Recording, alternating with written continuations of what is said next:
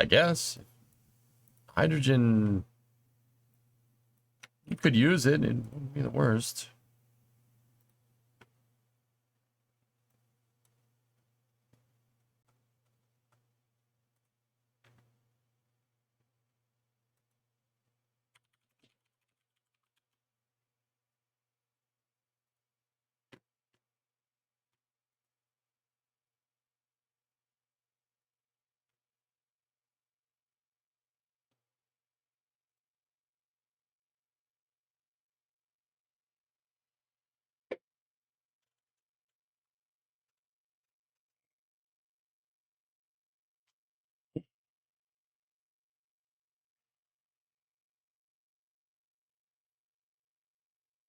Anyway, yeah, I mean, hydrogen could work. The problem is that you run into the same problem that you're running with rockets. It's really, it leaks. It's really easy to Hindenburg yourself, and the process to make it is actually more energy intensive than making gasoline. Yeah. Like, that's just stuff to consider, dude. I mean, we could do it. We could move to all hydrogen cars if we really wanted to. I mean, but then again, we could do anything if we wanted to. It's want to. Anyway. All right, dudes, we're going to switch over to Kerbal and we're going to get these hinge parts finished. Just let me bring up the title screen for a second. I'm just going to go outside, get some fresh air for a moment. I will be right back and we'll start up.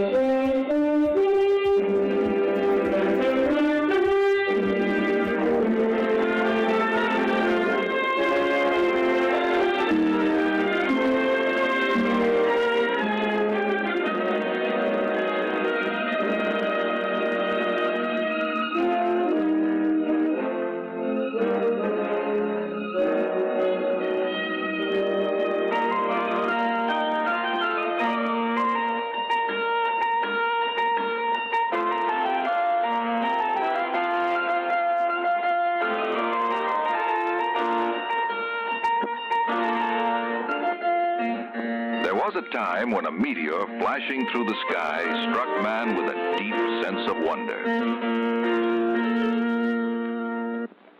Even today, man's reaction to a meteoric display is likely to jam the switchboards with reports of imminent invasion from space.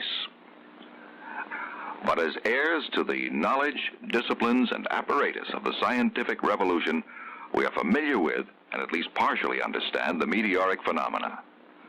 A meteoroid traveling in space outside our atmosphere remains unseen by man, for the molecules in space are so dispersed that collision with them causes no visible effect.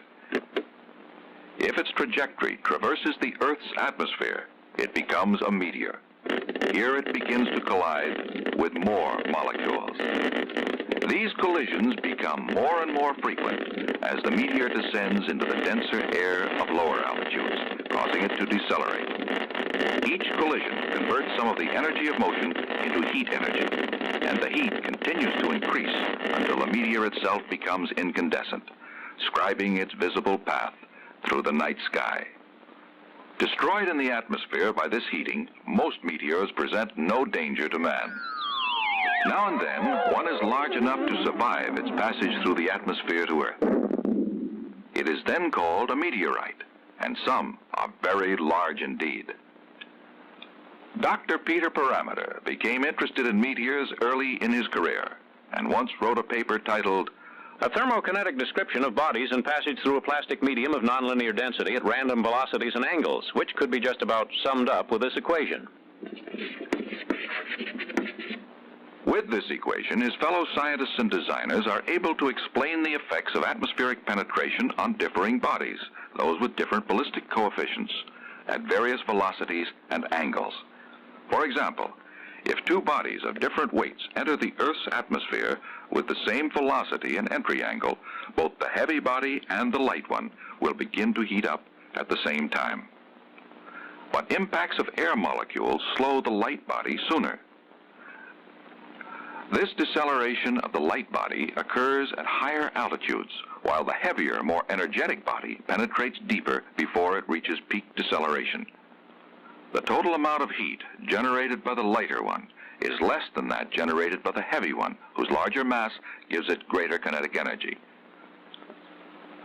Two identical bodies with the same velocity entering the atmosphere at different angles also will decelerate at different rates. The steeper angle causes a more rapid encounter with the dense air, resulting in more abrupt deceleration. The total heat generated will be the same for both bodies, but peak heating will be less for the shallow entry. With identical meteors entering at the same angle but with different velocities, the faster meteor, under heavier bombardment by air molecules, will have greater deceleration, generating more heat and at a higher rate. But Dr. Parameter is no longer merely an observer interested in understanding the phenomena of meteors. A meteor is just an aimless traveler in space. Doc finds himself now involved in designs with a purpose and an aim. A missile has a target, and a spacecraft has a destination, a journey's end. To these, Doc applies his knowledge. He knows natural phenomena, both of aimless meteor and aimed missile. He knows that as they traverse the atmosphere, they heat up. If the heating or deceleration of a vehicle is excessive, the mission is threatened. Man cannot change the laws of nature, so he must use his knowledge to work within those laws. Doc Parameter knows that the two natural enemies to successful atmospheric penetration are deceleration and heat. He can fight these enemies on two possible fronts. First, on the design front, by modifying the vehicle's shape and size relative to its weight. In other words, its ballistic coefficient. And second, on the program front, by altering the vehicle's trajectory, its velocity, its attitude, and its angle of entry into the Earth's atmosphere. Dr. Parameter is now ready to use his technology to plan a successful re-entry for an ICBM warhead. He knows that of the two natural enemies, deceleration and heat, high deceleration is not a problem with a warhead. but too much heat could destroy it. He first surveys the project on the program front. He knows that the re-entry velocities and angles are essentially set by the mission. But to reduce heat load, the velocity of the re-entry vehicle could theoretically be reduced by firing a retro rocket. On investigation, he finds that in order to decrease re-entry velocities sufficiently by this method, a retro thrust system would be required weighing many times the weight of the warhead. This method is out. He next considers the possibility of changing the re-entry angle. He knows that a shallow angle will lessen the peak heat load by stretching the heating over a longer period of time. But the total heat generated will be the same either way, and the vehicle could absorb even more heat during this longer re-entry. Furthermore, a shallow re-entry angle has other serious drawbacks. First, a shallow angle impairs accuracy by deflection in the atmosphere. Second, it affords more time for enemy interception. A steep re-entry improves the missile's chances of avoiding interception and of reaching its target with minimum atmospheric deflection. In this case, altering the program is not the answer to the heat problem. Dr. Parameter must attack the problem of heat on the design front. Logic would seem to indicate that fast travel requires a streamlined shape to slice its way through the air. At subsonic velocities, this is true, but at supersonic speeds, the moving vehicle displaces air molecules which bounce off, forming a shock wave. As speed increases, the shock wave becomes more severe, and heating increases. An ICBM will have a free-fall re-entry speed in excess of 23,000 feet per second. At this speed, the heat of molecular collision and friction, shearing of air molecules, is concentrated in a narrow zone along the surface of a streamlined vehicle. The heat generated may cause the temperature to exceed 15,000 degrees Fahrenheit. To combat this terrific heat, Dr. Parameter designs instead a re-entry vehicle with a blunt frontal area.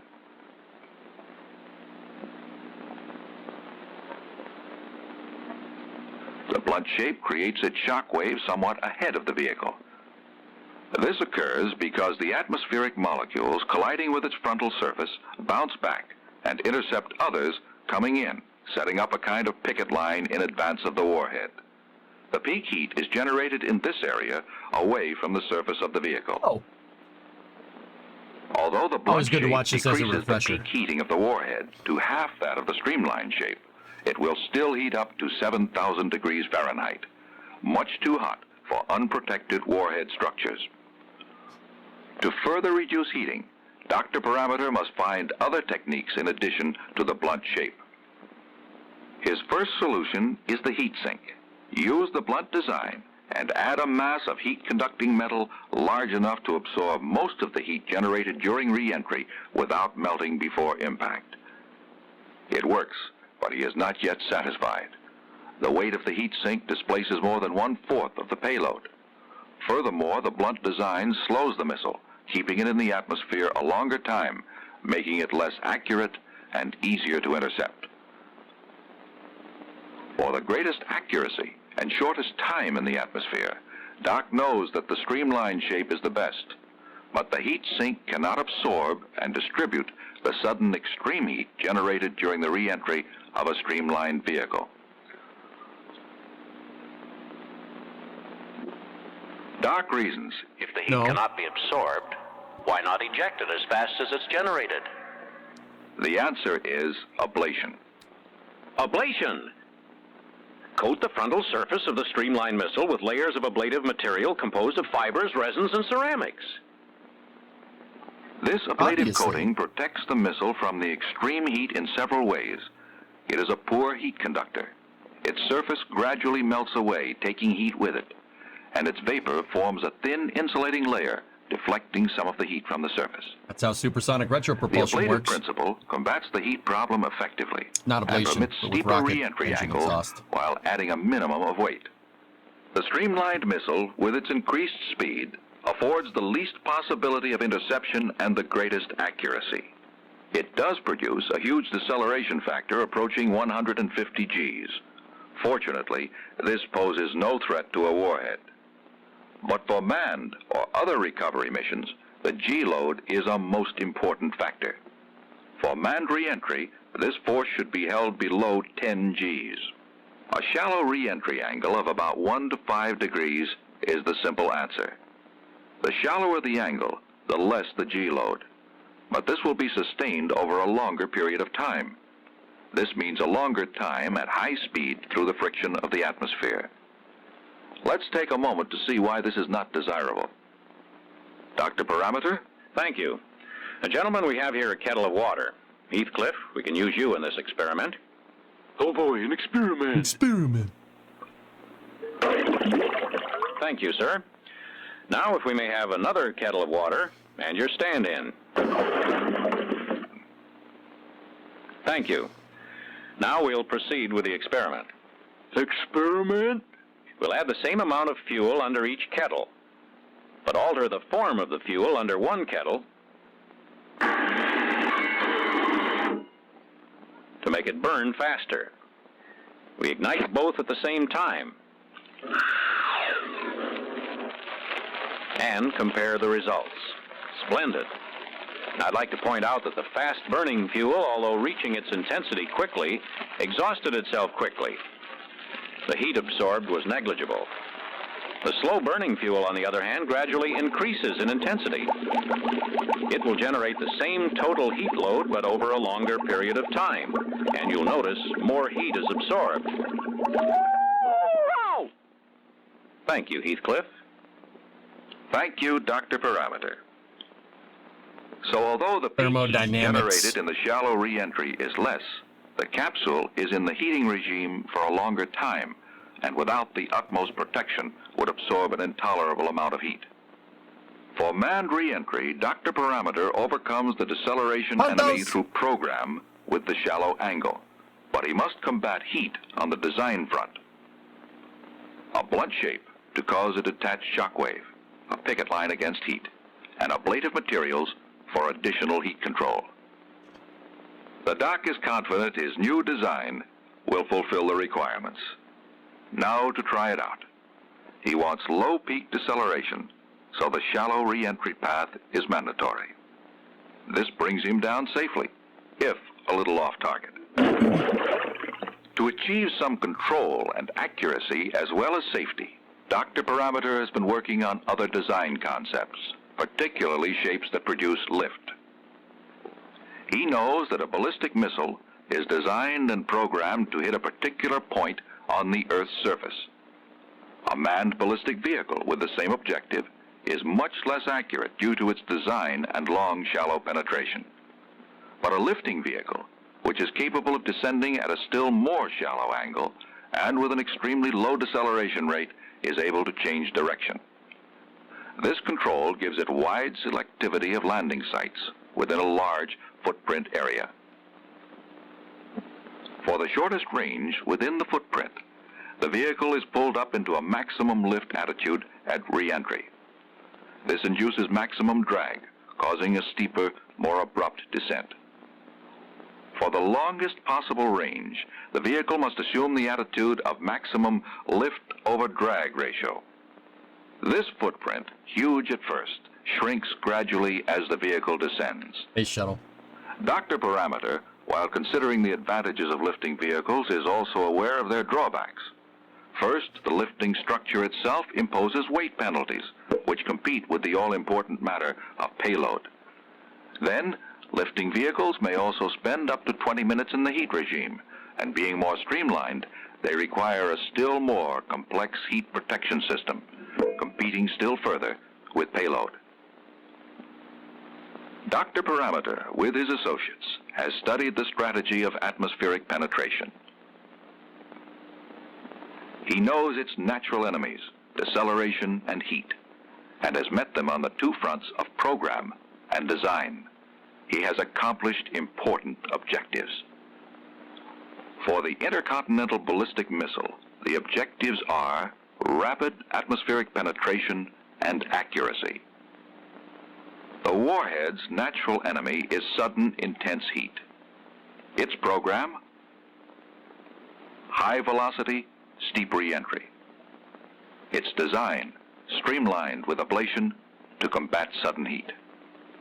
For a manned or other recovery mission, the objectives are, first of all, safety, and then control. The mission's natural enemies, high deceleration, sustained heat. Its program, shallow re-entry for low deceleration. The vehicle's design, blunt, yet with control capabilities, a maneuverable lifting shape. The resulting long duration within the heat regime exacts a weight penalty because a complex heat protection system is needed. There will always be problems to solve. Dr. Parameter has worked out successful compromises so far, but he is still puzzling, still exploring. He plots his graphs, his curves, and flings them boldly into space. But he knows that we have barely gotten our little toe into space, and he constantly seeks to improve that toehold. He must hold to the possible, yet he constantly works along its impossible edges. He has opened the way for man's safe re-entry into the Earth's atmosphere. Journey's end for space travel.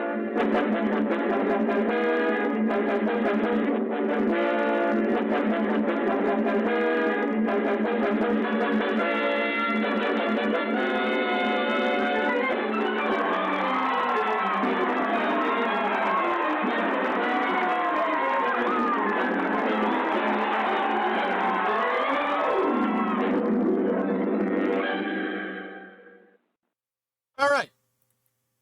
Good primer there. Time to play Kerbal. Let's go.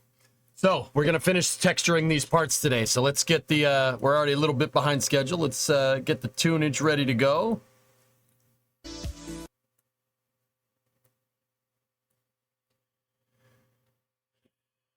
All right. Let's get going. We need to open up GIMP. We need to open up Maya. We need to open up Unity. And we got to open up KSP.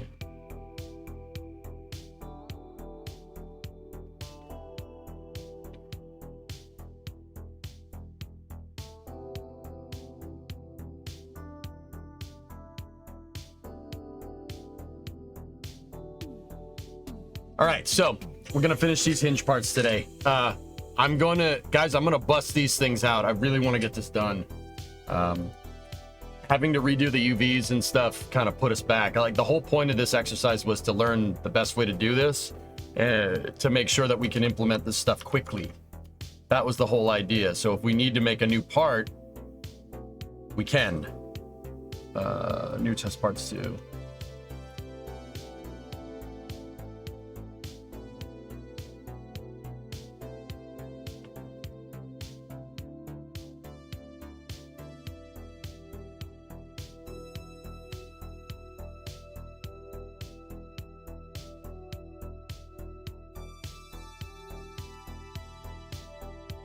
Leave GIMP open for a second. Yeah, so we'll kind of put that theory to the test today to see if we can bring the lower part of the hinge into KSP with its texture and everything. First thing we got to do is get the UVs figured out and go from there. I mean, these parts could do with a little bit of redo, to be honest, as well. That's what they look like right now. One of them is just gray, and the top part, the dowel, is textured, but the clevis is not.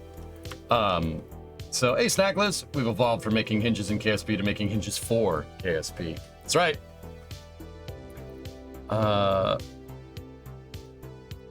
I think I'll start with redoing this texture just a little bit. There are some things I noticed that need to be changed. Like there's a seam on the UVs right there that I don't like. And that's going in the wrong direction. And the circles that we made are not big enough. Other than that, we want to get rid of the decal and put a plus and a minus on this thing. But yeah. Would this part family allow for the realization of Venture Star's pad theoretically? Yes. Yes, it would. What's the roadmap? I got to redo some of the texture on this upper piece. We got to re-export it, and then we have to make the entire texture for this bottom piece. But that shouldn't be too hard. So I'm going to get GIMP open. Like I said, we're running a little bit behind.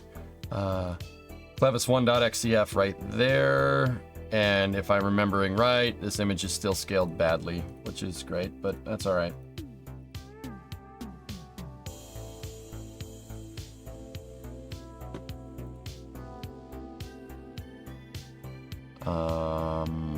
Okay.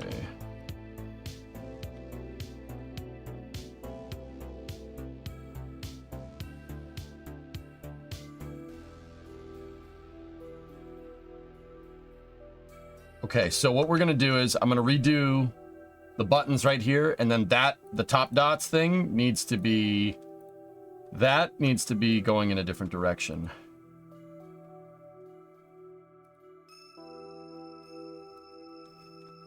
All right, so you know what? I'm just gonna dump it.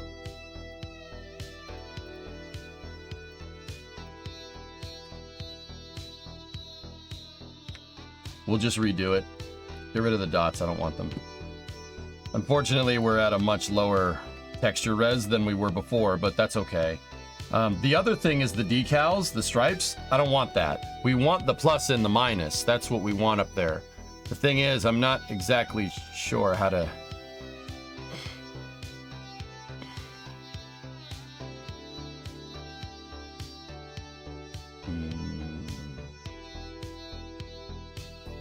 If we're, because we're using the symmetrical hinges.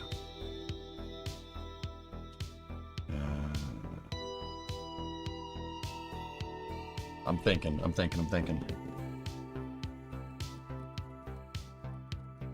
Because if we have the plus there, it's just going to show a plus on both sides, which is, once again, we think that's why Rover Dude put... If you look at his hinge, right?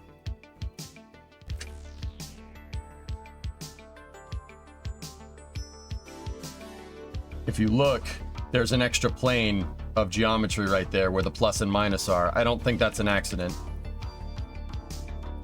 So we might have to do the same thing here with our model.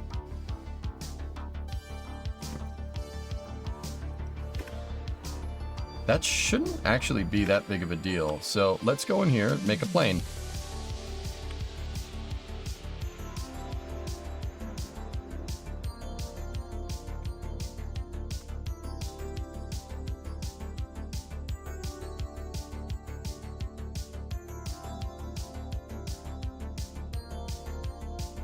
I gotta see which side the face normals are, well, facing here.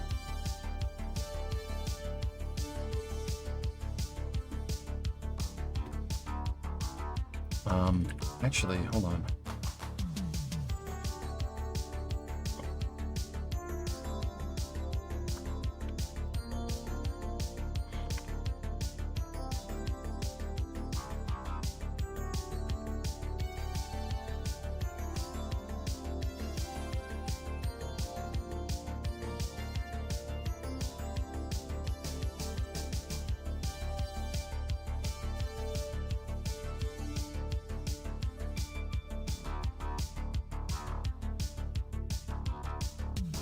No.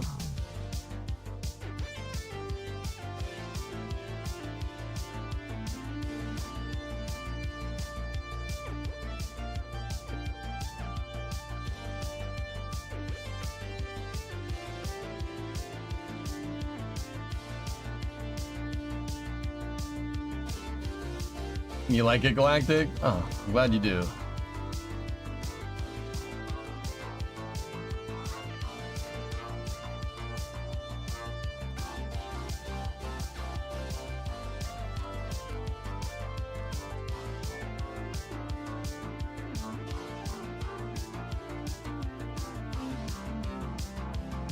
So take those edges, delete that edge, get a vertex here, delete that vertex, take those two pieces, set them square like that, and then make a square out of it.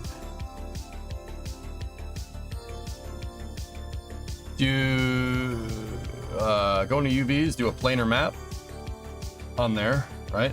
straight planar map, and then set this back to 0.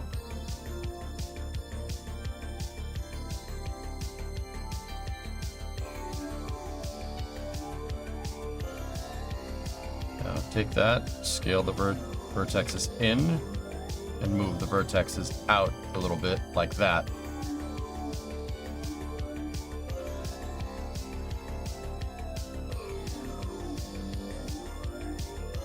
Now go into the outliner, dowel decal, right? And then if we mirror it,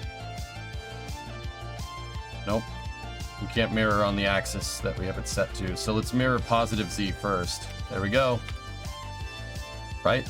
And then take those two and mirror them over positive X.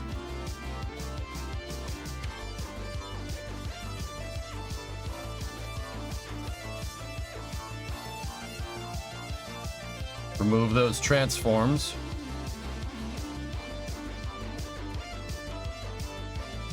Freeze transforms. Delete that. Delete that transform.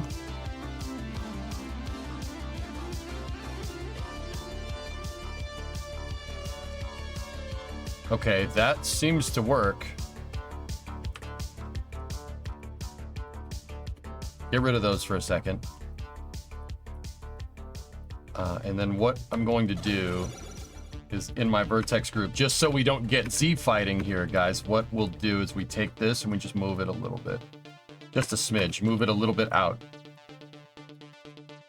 Right? So take that decal, do a planar map on it, go into our UV editor,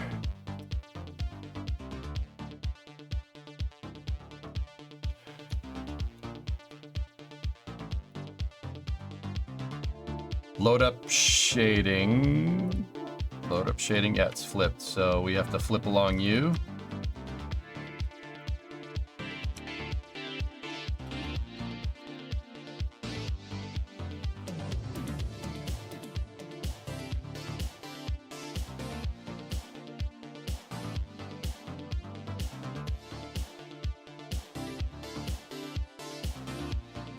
Hang on.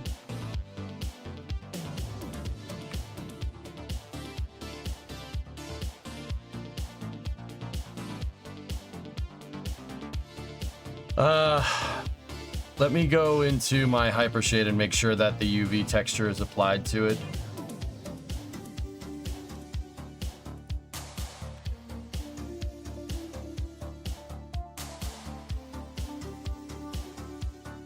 Yep, okay, we did have it right.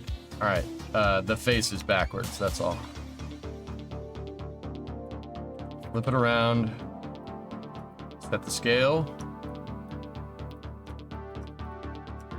There we go. There's the decals for our plus and our minus. Now we take the shell and we make it tiny.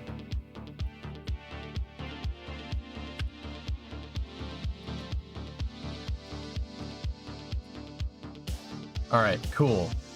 Now what we're gonna do, hey Chief, what's going on? Now what we gotta do is we gotta go into object mode, take that object and we gotta mirror it.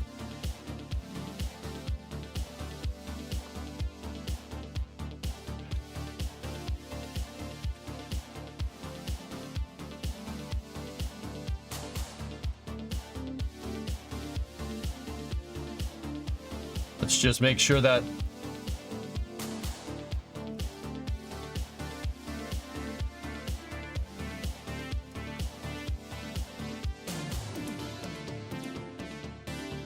all right, so now what I need to do is take this, we need to take that, and then we need to combine them into one thing. Now they're gonna have overlapping UVs, that's fine. We just gotta make sure the shells are facing in the right direction. Yes, they are. All right, cool. So that's gonna make up our pluses, right? Or that could be negative, it doesn't really matter.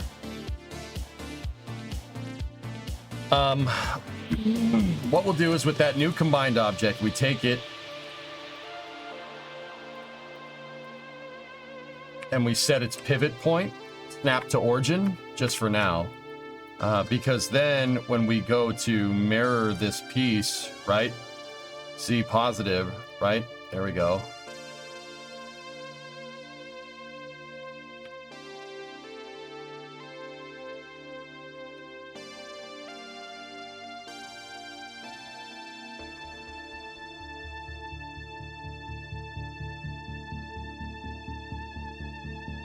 There we go. Just came home from work. Time to relax and watch the stream. Right on, man.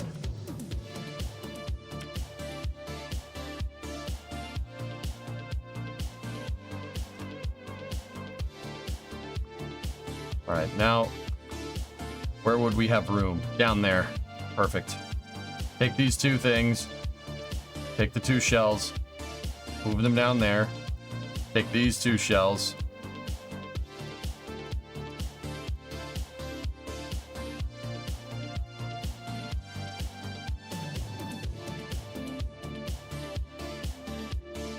Move them down there. So now what we do,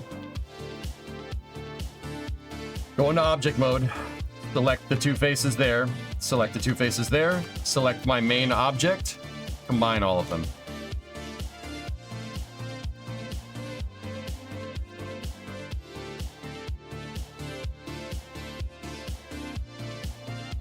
Hinge dowel 1A. Now, we have to do some work with the shells here.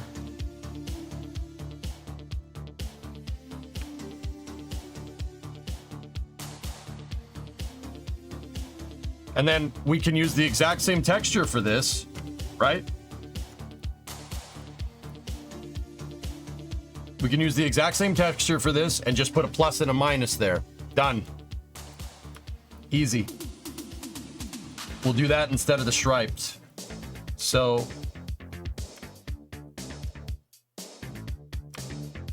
image, take a UV snapshot. Let's make sure we're outputting at the same res now because we're working in 800 by 800. This is updated dowel 1A. Okay. All right. Now what I'm going to do, just to make sure that the parts are nice, we'll delete the history on this piece. And then we will export selection.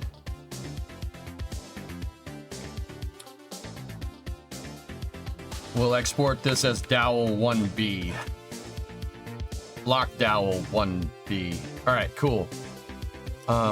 We're done in Maya here. So we'll just leave it there, save our work, and back it out. Now, in GIMP, over here, what we're gonna do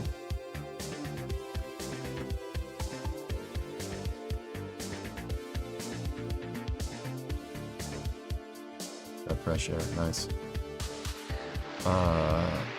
In GIMP, what we're gonna do, hang on, is open as a layer.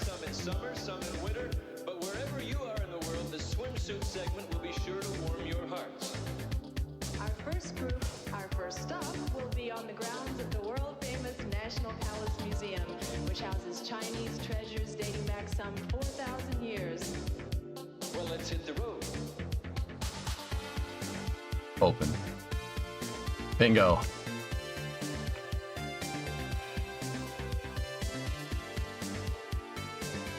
We can delete the original updated UV layer. Now, there we go. Now we have our updated one. Perfect. So now, what we got to do, we got to remake the dots, and then we got to remake the this piece up here. So let's go here, like that.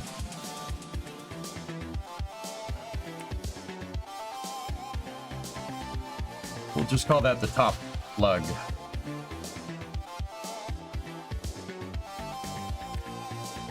Top plug main. Top plug outline. Okay, cool. And then we have the top dots group, but we haven't used anything with it. So let's take this.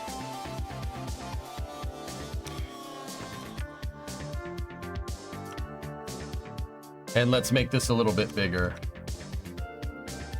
Turn on we have the updated UV, perfect. Okay, that's fine. Now, let's bring up Rover Dude's texture. I'm just gonna move that to the top so we can see. So he did an outline on the plug with a white. So give me the brush, right? Make that size smaller. And then we need a brush with high fall off. Make it smaller. Then we need top plug outline, right? There to there to there. Too much. Much too much. Way too much force.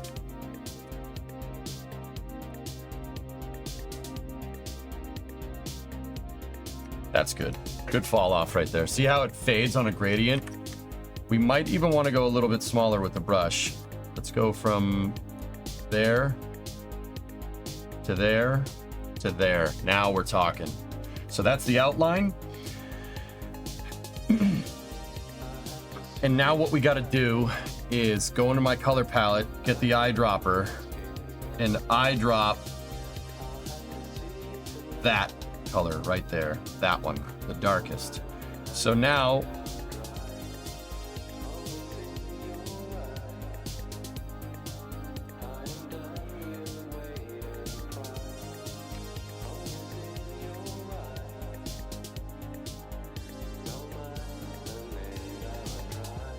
with this brush, we want to do the same thing, right? Give me a little bit more force with this one. I want this. I do not want a lot of fall off on this.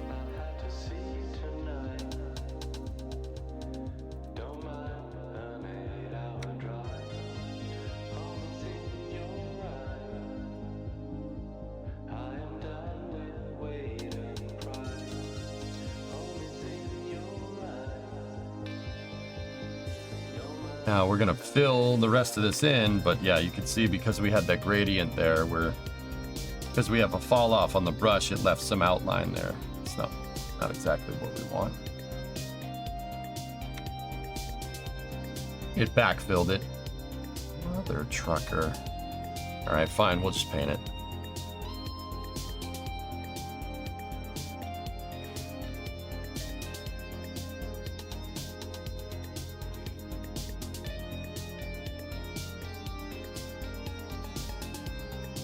The fill didn't. I probably could have done this a little bit different to get the fill to work, but it's fine. It's fine.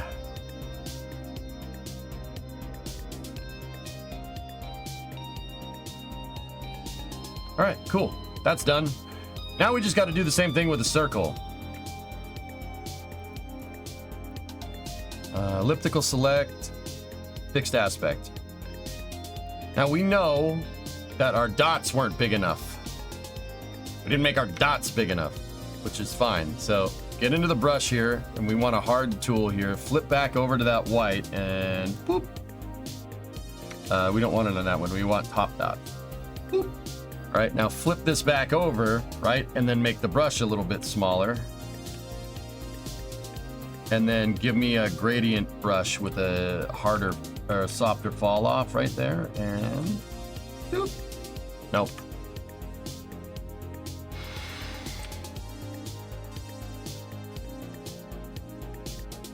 There we go. Good.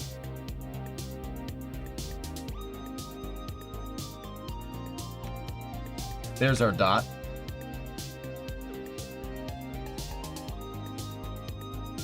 Now what we're gonna do is take the dot,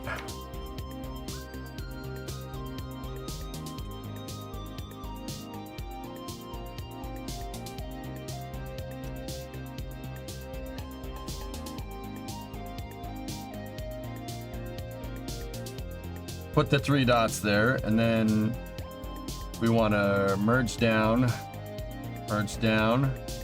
so we get the 3 dots in layer right there, and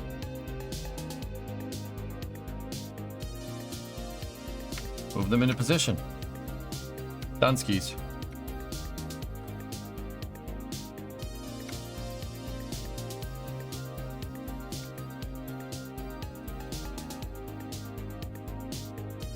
The outline is too sharp. Take this, gray it a little bit.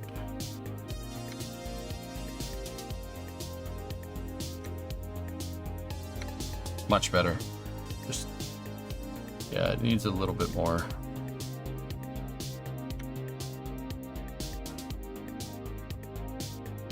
And then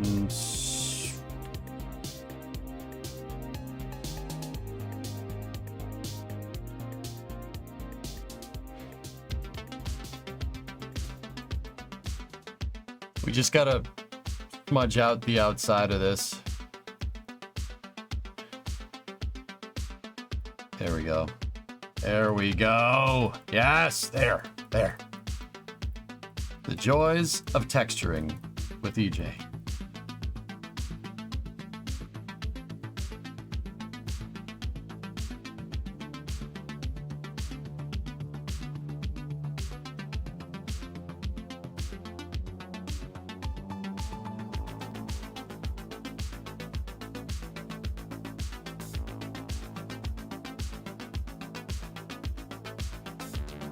I still don't like how white that is there. Maybe if we get a brush with a very soft fall off, switch the size and just paint around this just a little bit.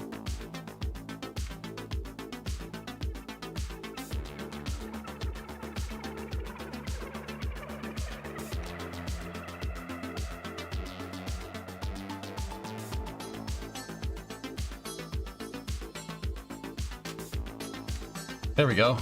Nice, that looks real good. Just smudge the devil out of it.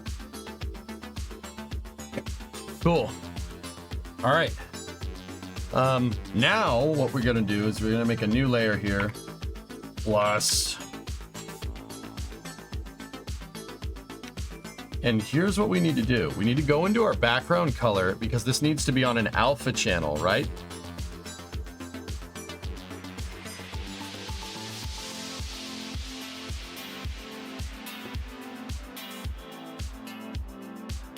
And what we're gonna do is erase this. Just make sure we didn't go too far.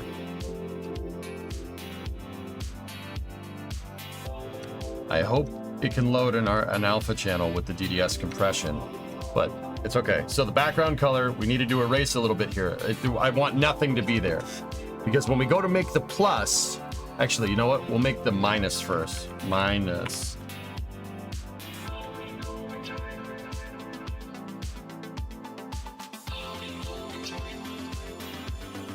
Now, get this. What we're gonna do, same dang thing. Take that, go into our brush, right?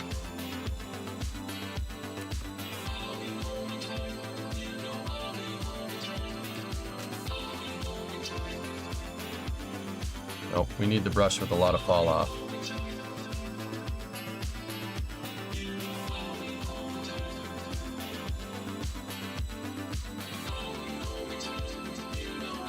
Because we're working at that damn lower resolution, it's going to be a lot harder to get this right.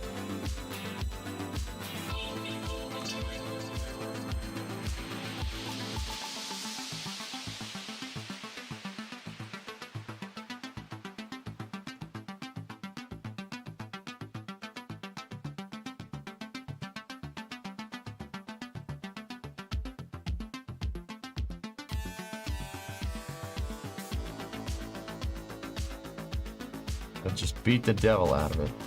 Once again, guys, I'm not taking much feedback from chat right now because I'm trying to bust this out quick. We're too far behind. I want to get this done, and we are not making the progress that I wanted. But that's what happens when you're learning something new, you know?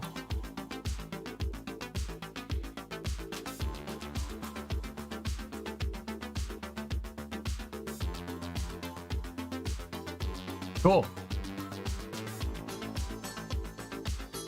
Whoa. My eyes just blurred out from staring at that checkerboard. Whoa. Chat's shaking. I'm alright, I swear.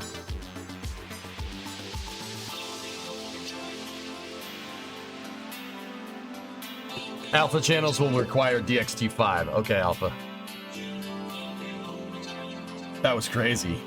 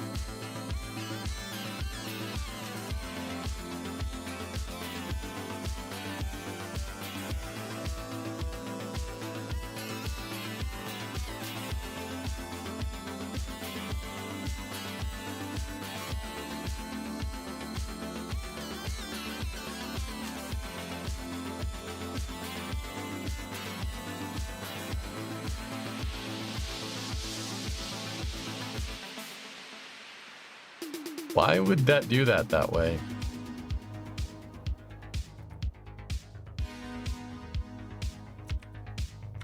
Why wouldn't you rotate the layer that I have selected? More importantly, why wouldn't you rotate the thing that I have selected on the...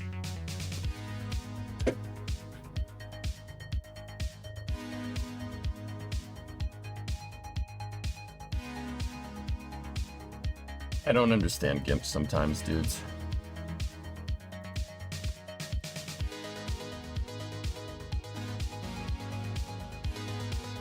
Like, I have a layer. I want to rotate the layer.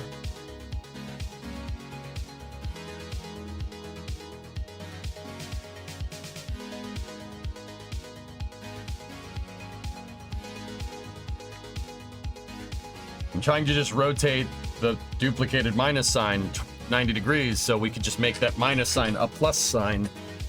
But I guess that's kind of a hard ask for this.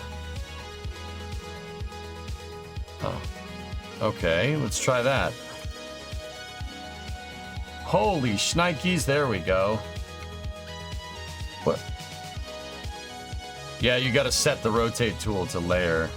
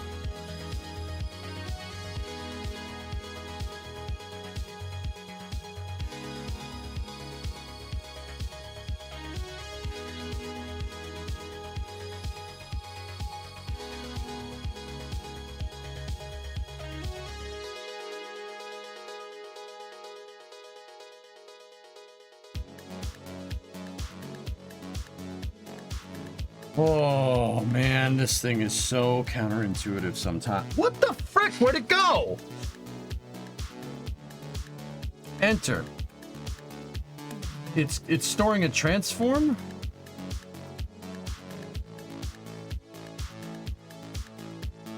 And you have to delete the transform. Okay, I get it. I get it. I see what it's doing. All right, I got it. Yeah, I get it. I see what's going on.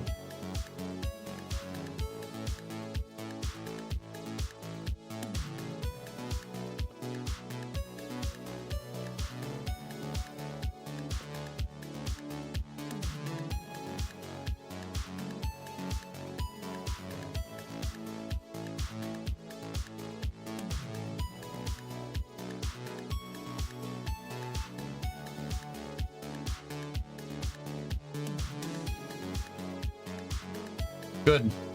All right. Cool. DXT5 for the alpha channel, right? So shut off Rover Dude's hinge, shut off the updated hinge map. file.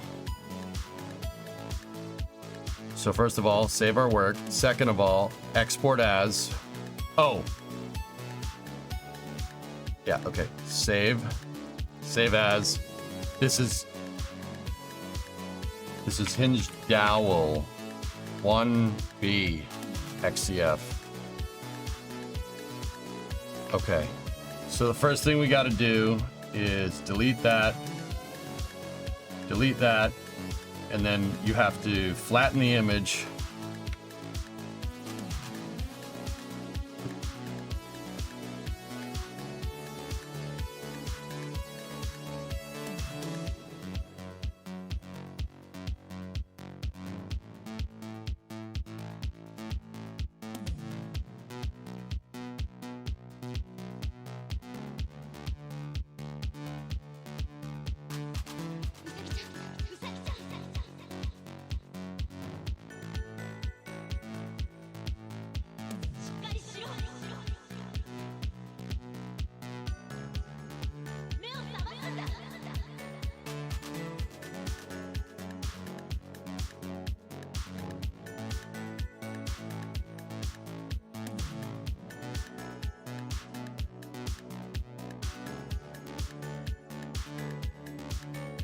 How the hell do you do alpha channels in this thing?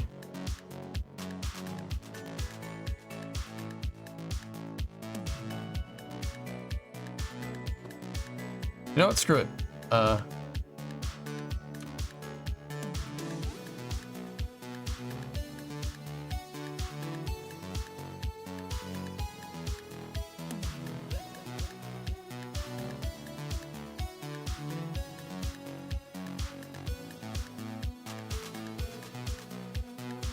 Let's try this. Export as hinged owl 1B DDS. Export. DXT5. Export. Cool. All right. Just close that for a moment.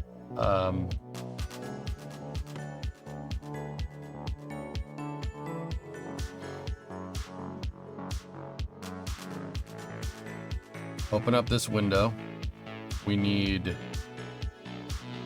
documents, Maya, projects, new KSP, images. Fuck.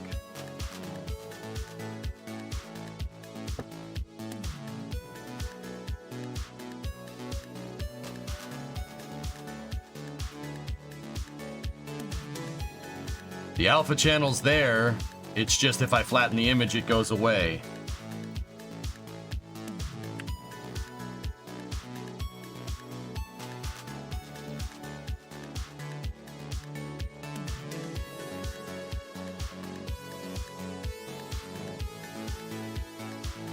Let's try manually merging down all the layers.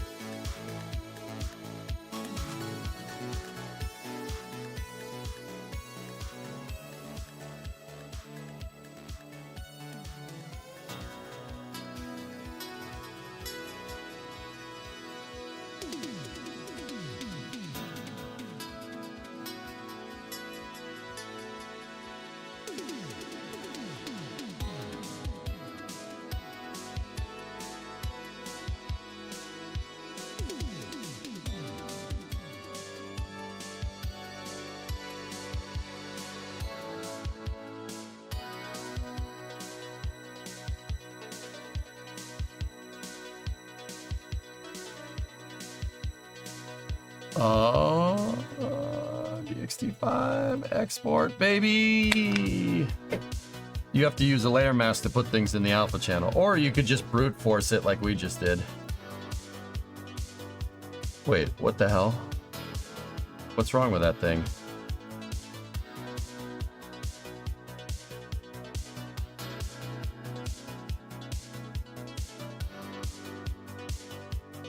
Why is it? What the hell is that yellow selection?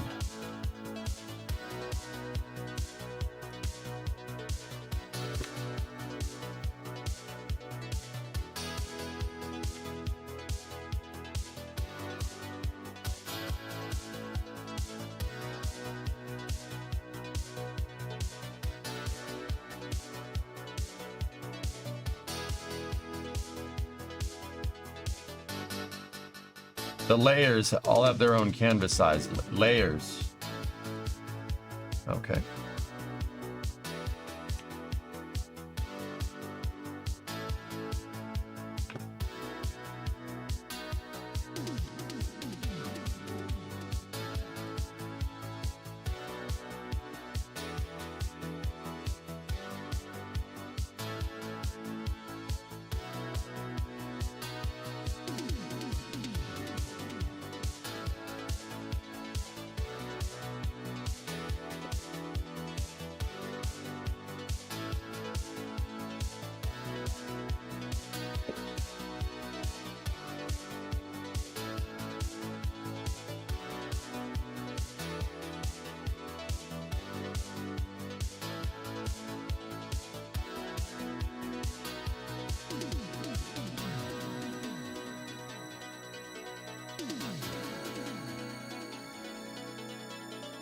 Okay, copy this part, and then we need to bring it over to D parts.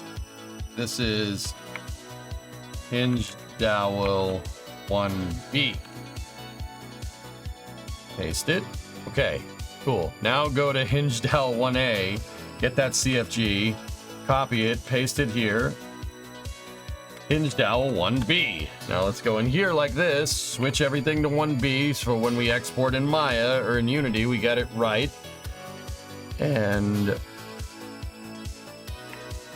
switch the node attach while we're here. The bottom node attach, I need it surface attached at 0.31.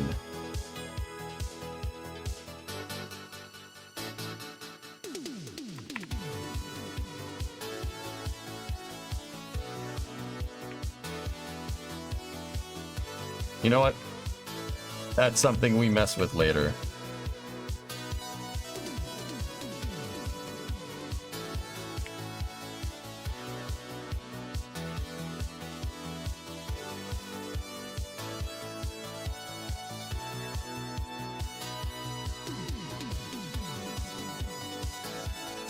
All right, now let's go over here.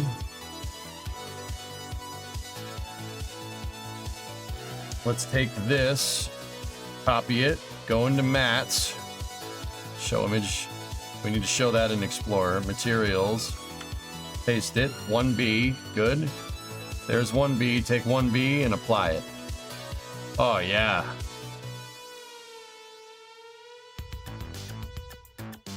Good. All right. Now what we got to do is import the new model. So in Maya, did we already export this as 1B? I'm pretty sure we did. So let's go. Open that in a new window. New KSP assets, scenes. We need Clevis 1B or dowel 1B. Copy that.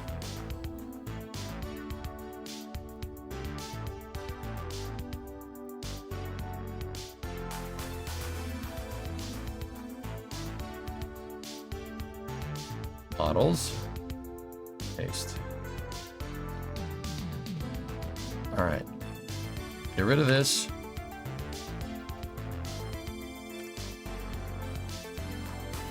Oh.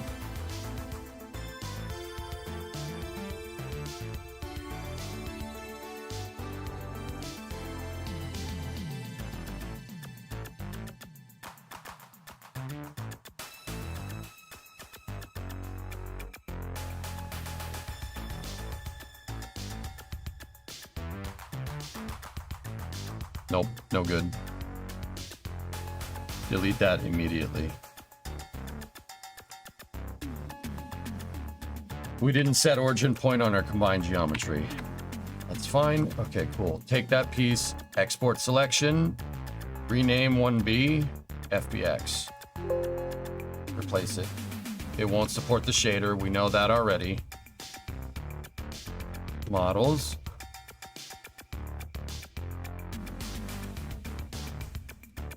Scenes. 1B, updated at 2 o'clock. Take that. Go into models. Paste that in here. 1B. Zap out of Maya. Put this in the Unity environment. Set it to 000. Make sure it all lines up. Everything is lining up good. Okay, so what I'm going to do is we're going to create another empty. We're going to call this, guess what we're going to call it? Hinge Dowel 1B. Yes, all this is involved for making freaking parts. So we're going to take the shape, put the shape in there, right? Then we're going to go into our materials folder.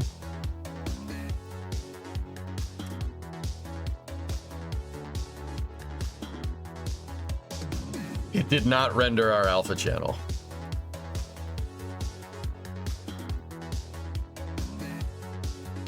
It's exported as a DXT5, yeah, see? It did not render the alpha channel, but yeah, all right, whatever.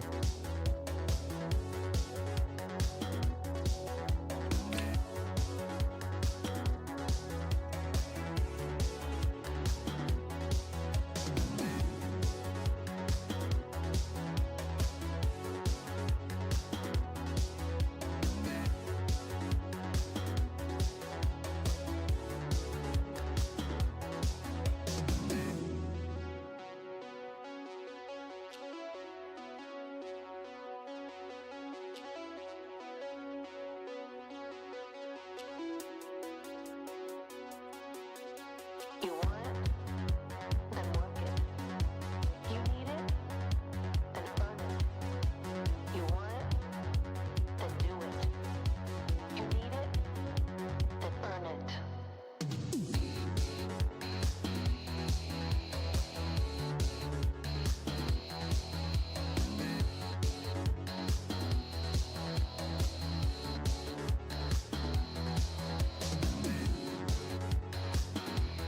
Making sure we don't break a prefabs into the thing with part tools.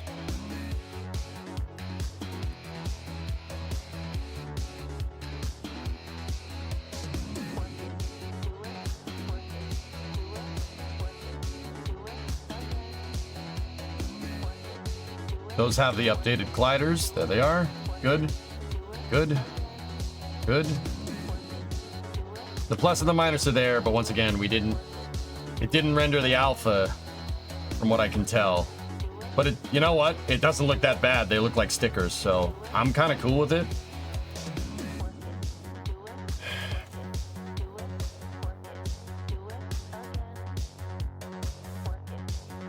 We need to add KSP part tools. This is Hinge Dowel 1B.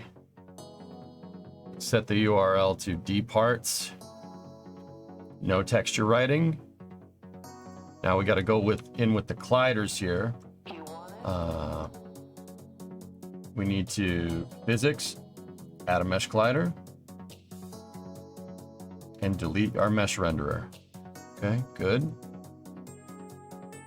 Physics, convex mesh collider, delete mesh renderer. We don't want it to render. The hitboxes are invisible. Same deal here. Physics, mesh collider, apply, delete the render layer. And then 4 and 5 already have colliders and they have a mesh filter but no mesh render.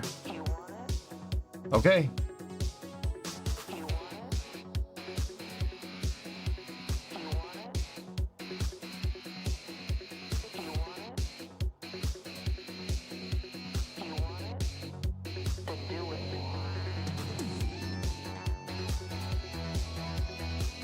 Why did I add the clevis collider?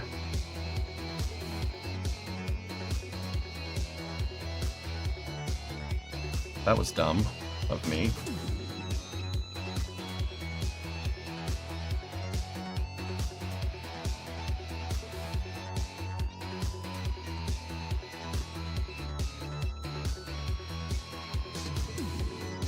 Okay, we did a good texture pass there on this thing, and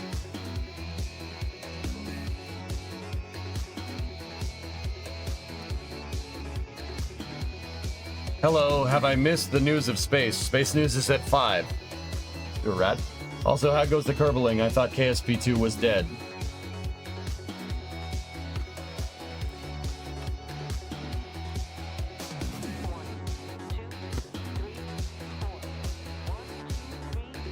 Am I in the KSP2 directory?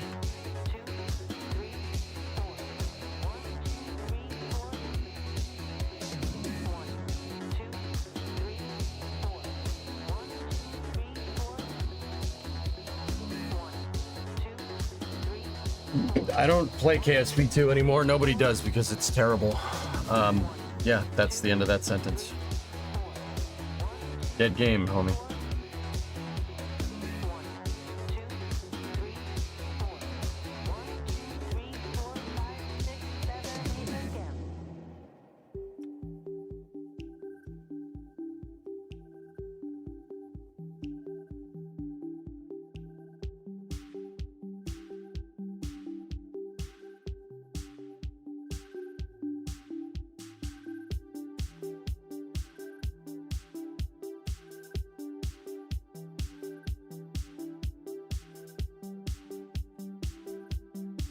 Okay. Understood. Yeah, we don't talk about that game, dude. Okay. Write it out. Let's do this.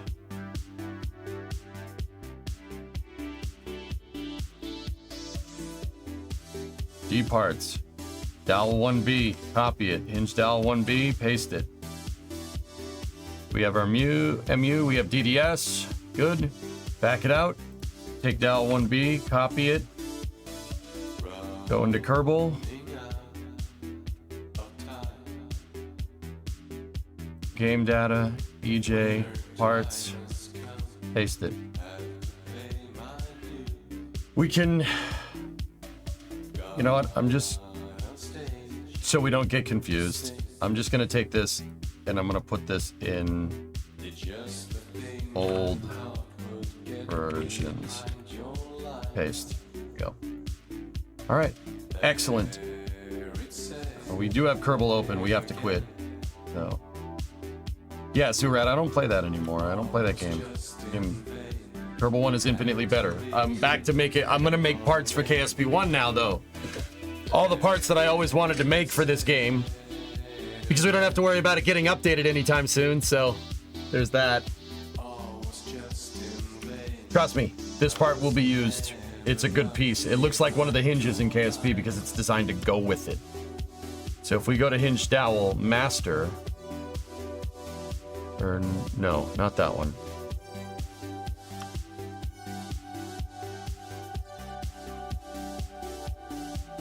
Hinge 01, there we go. This guy.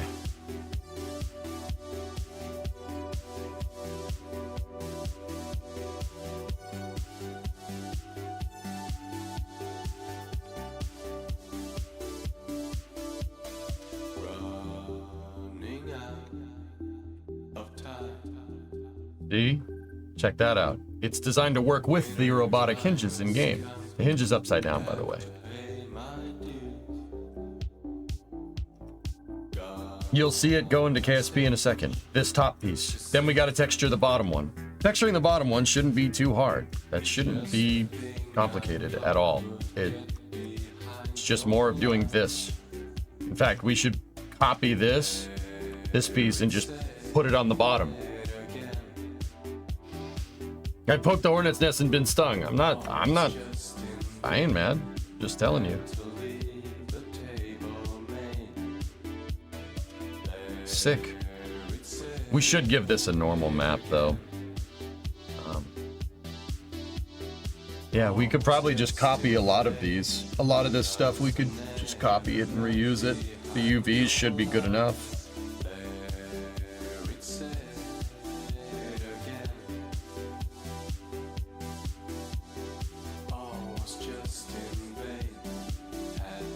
Okay,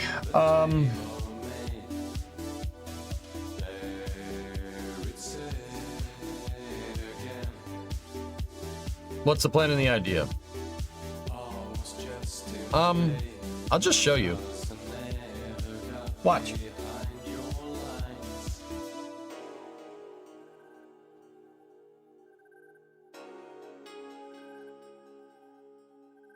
How do you know what directory it is? It should say, like, right on your screen, EJ's playing Kerbal Space Program.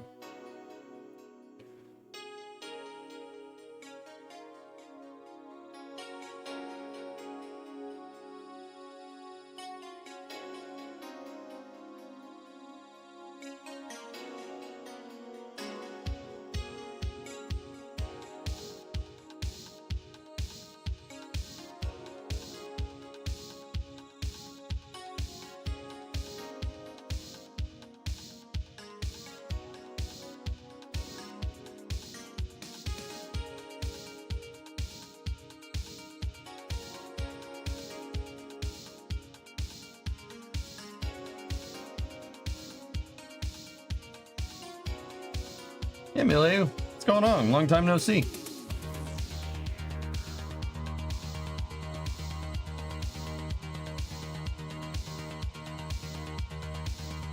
Dusting our moons.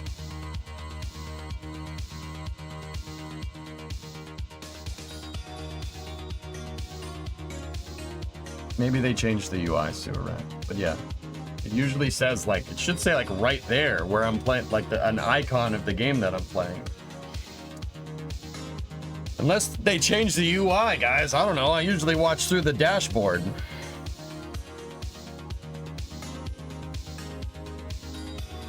I'm back to KSP 1. I have AVP in here, Milhe. Yep.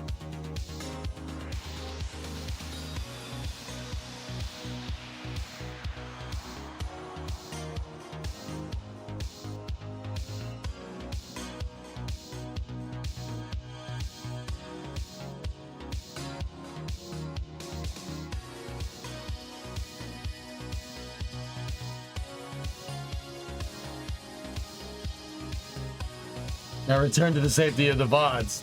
You're always welcome in here, buddy. All right, dudes, here. Let me show you. So go in here like this.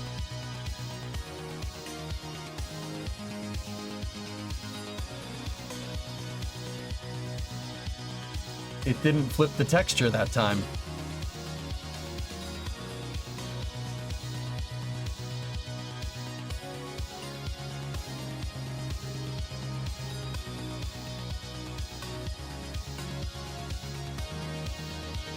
Ignore that for a second. Let me show you. So I made this piece right here. See? Pretty basic stuff. It's designed to work with the G11 hinge. Take the G11 hinge, you put the hinge in there, right? And then you take this piece, right? And then you slide that into position, and it makes a reinforced hinge if you enable same vessel collision here and here. See? I don't understand. It flipped it before, but it didn't flip it this time.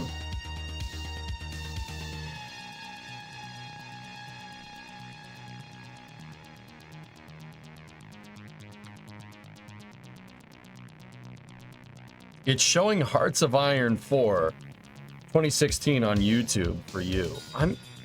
Ow. How is that even possible?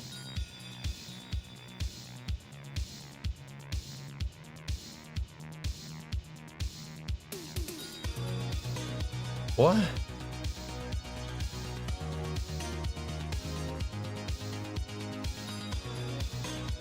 It just says a category for gaming. You can't set the game on YouTube as far as I know.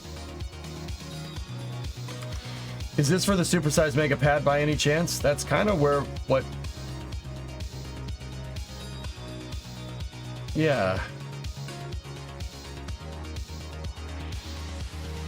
How does it say Hearts of Iron 4? I don't understand. Dude, I don't get what's going on. It's probably auto-picking it up from my title. My title that says Kerbal in it. Alright, I'm getting rid of the title. We're changing the title then. Now what does it say?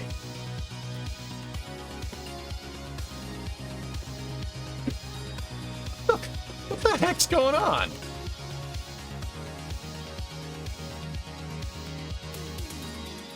What does mine say? Dude! What does mine say? Sweet!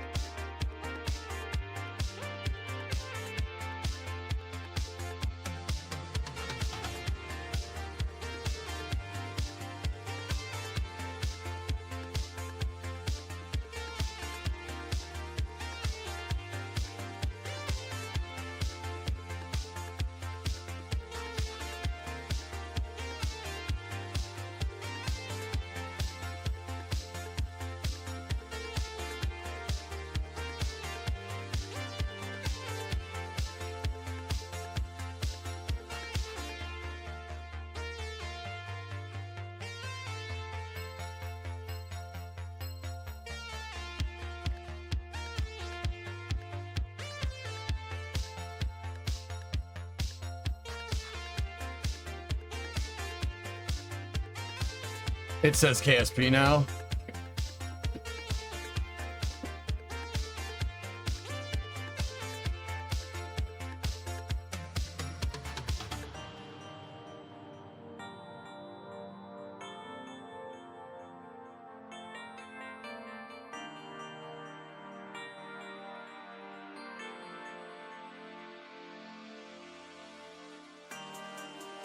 Dude, maybe I'm crazy. I could have sworn you had to do this. I could have sworn you had to do that.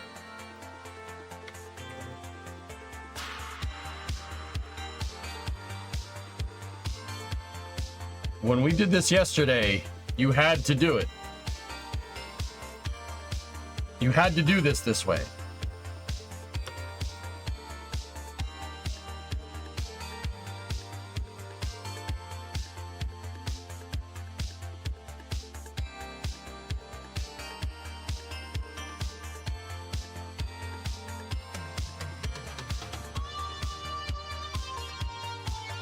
Okay, flip vertically.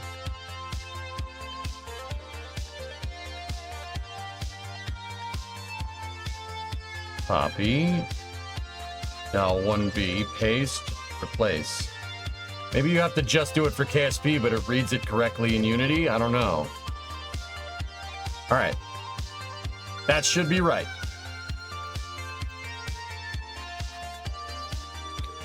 No, Alex, I think I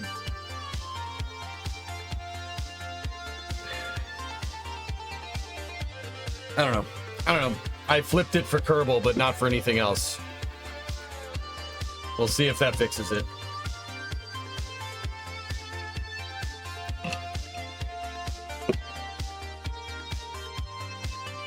Pressure is not doing well.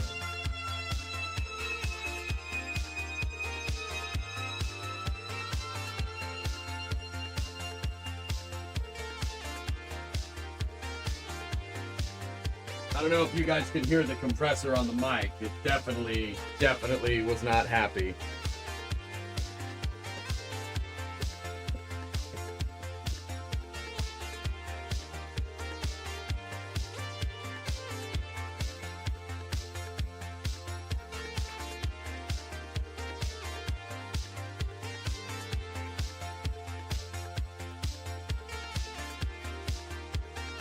Arboret.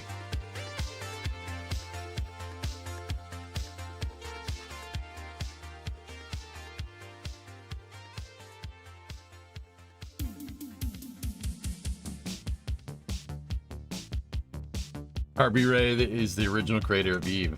Nice. Legend. I've noticed there's a lot, the Poodman, there's a lot of names in there that I recognize.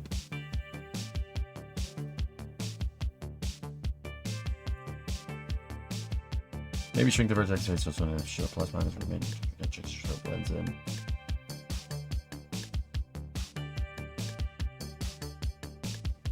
That could be a way to fudge it if we wanted, yeah. I just think trying to apply alpha channels in GIMP is stupid. I think that's what's wrong. It doesn't look too bad, Blue. I don't... Yeah, it's fine.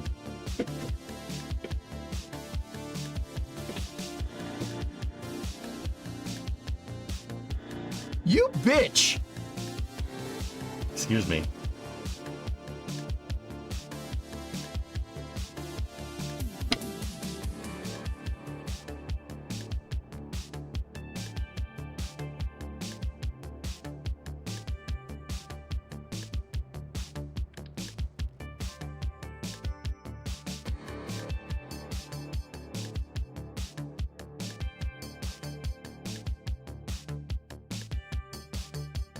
Not the game when you don't put it in the damn right folder.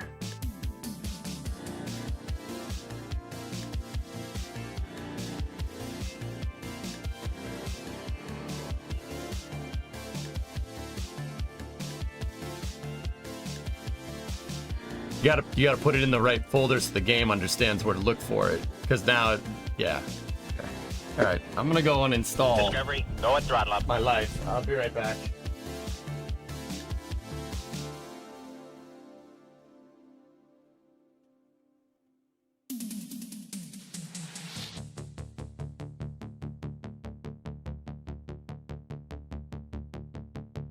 Yeah, Shep. Thank you for that. Thank you for the 79 months. 79 months of dealing with my bull crap.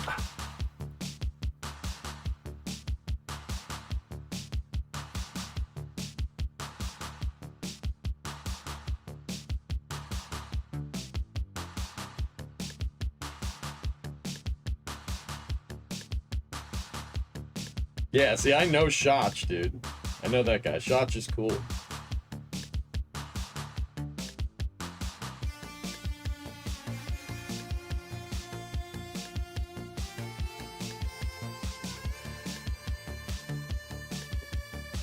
Yeah, Blue, did you already say that, or was that somebody else a second ago? Because I replied and it didn't.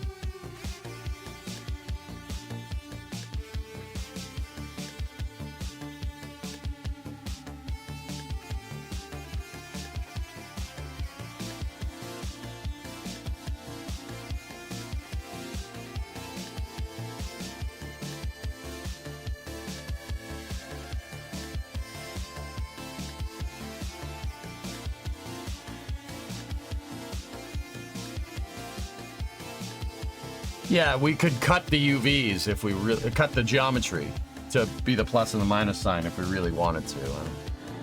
I said it's fine, dude. I just need this texture to come in correctly, or else I'm gonna get a little upset. Oh, thank God.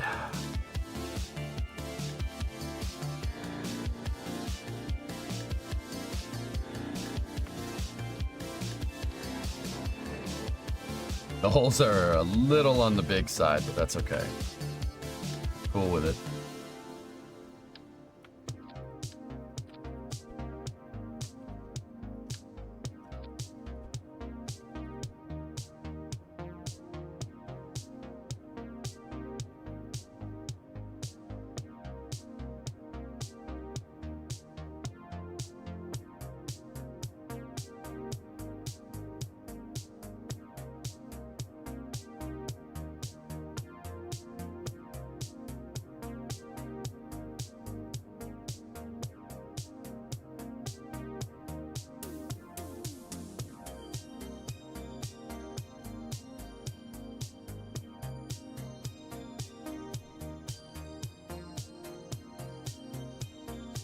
It's hybrid tech, Snackless.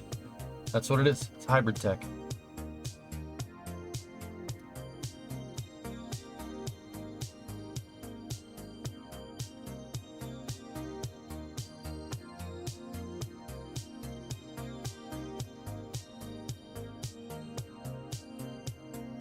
Yeah, so if you have this thing, you hit SVI there and you hit SVI there, it reinforces the hinge.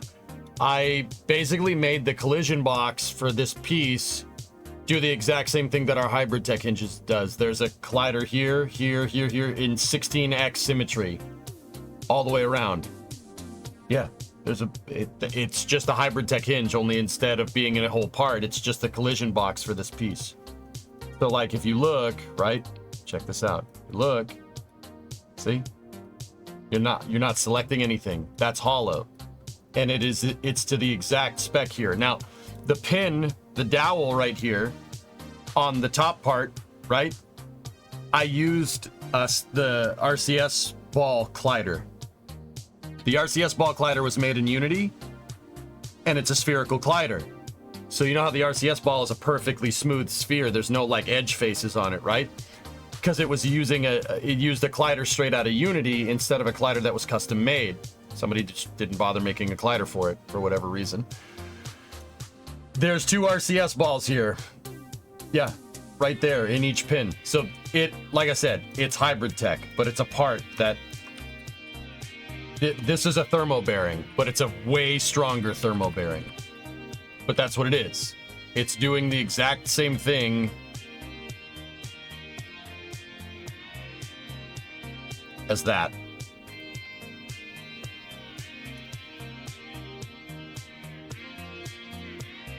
That's what it's doing, dude.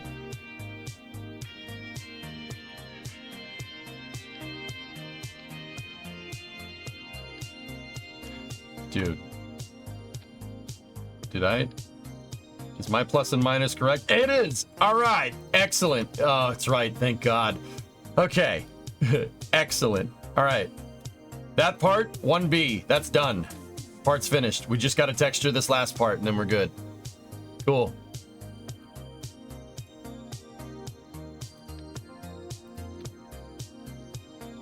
So if I rotate this on positive axis, oh yeah, perfect.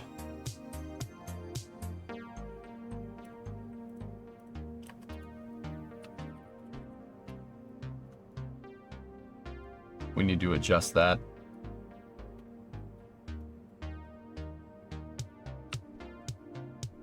Stupid question, but does it actually work as expected?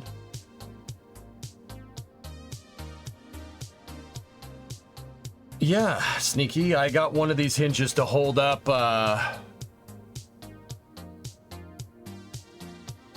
made a big hanger, so like it looked like one of my integration towers, and then I had a hinge at the very top. Yep. Hold on. Relax.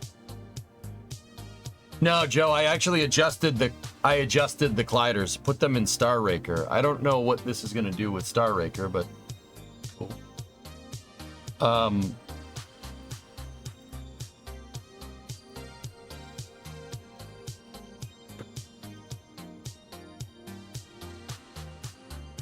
Why doesn't it want the clevis piece? I thought I deleted all the parts from that thing.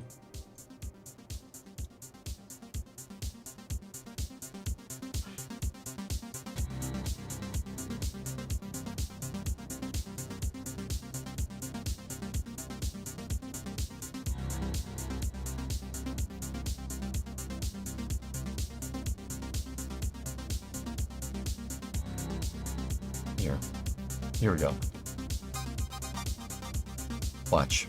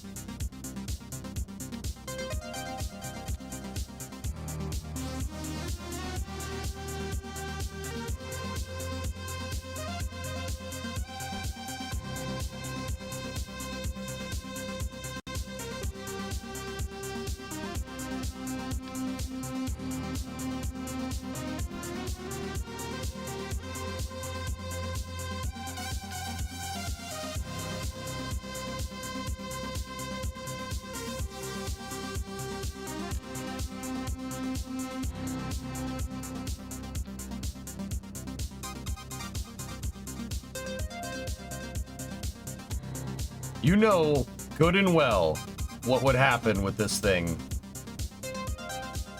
You know good and well what would happen with this thing if this was just a G11 hinge by itself, right? Well, you're about to see because I didn't enable same vessel collision on the parts. Watch.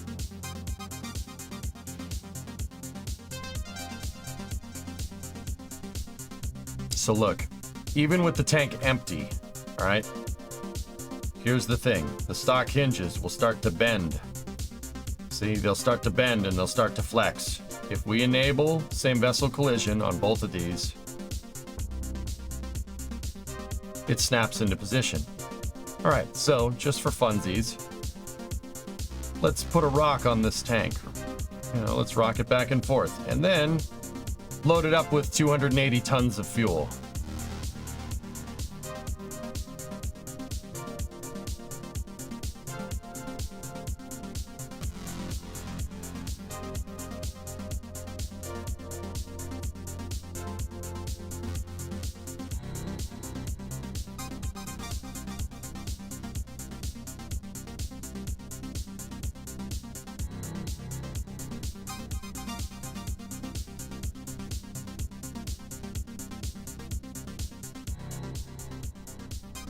That's strong enough?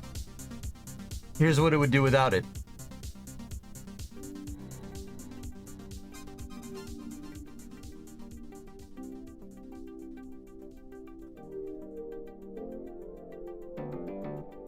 Yeah, I may have over-engineered it a little bit, but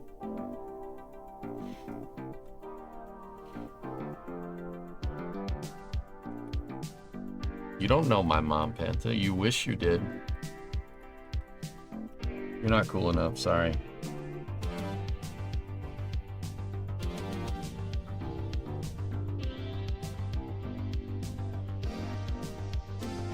Why is it not breaking? All it's doing is stretching the joints.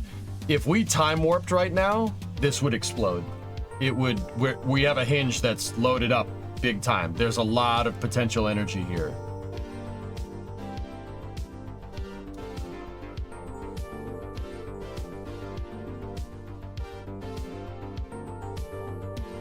Chungus pad would need 5 of these clevises.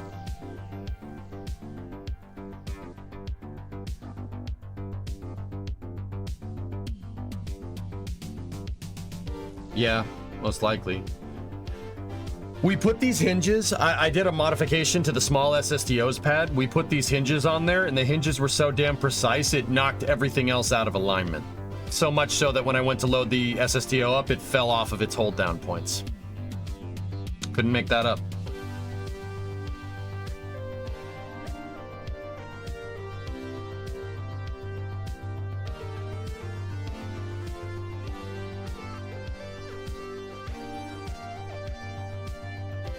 Yeah, the hinges had a lot of slop in them. These hinges do not. They're extremely precise. They're precise to the millimeter, sub-millimeter precision. Whoop. Now pop it back in. There we go. See, that's what I'm talking about. We may also Marvin's here. Hi, Marvin.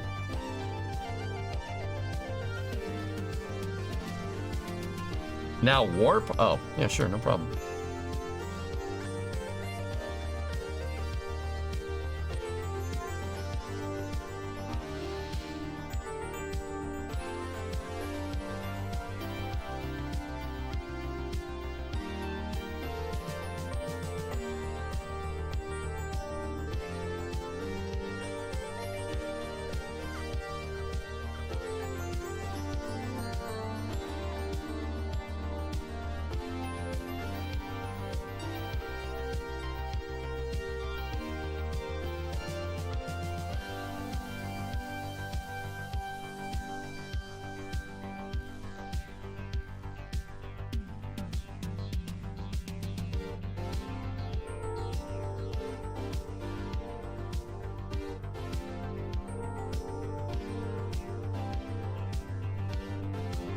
It popped it. That was not popping this yesterday, dudes. Huh.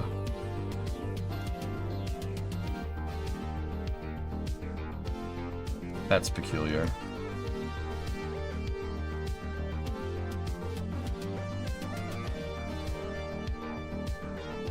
Dude, you can watch the VOD yesterday. This thing did not pop. That's very strange that it did that time, considering I really haven't changed the collider at...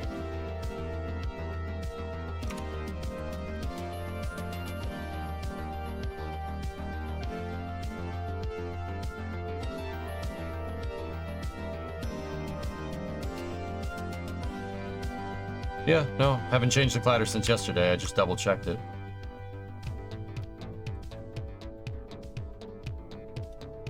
It's node attached, Blue Flare.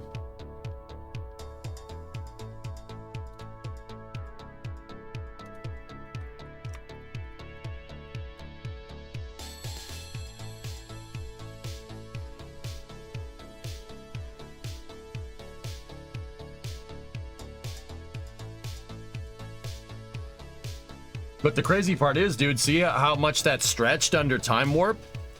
Now the hinge is gonna drift, and it's gonna suck, and it's gonna break, and you're never gonna be able to use it again. You're gonna have to recover the part. No. Just pop it back into position, time warp, it'll snap it right back into place.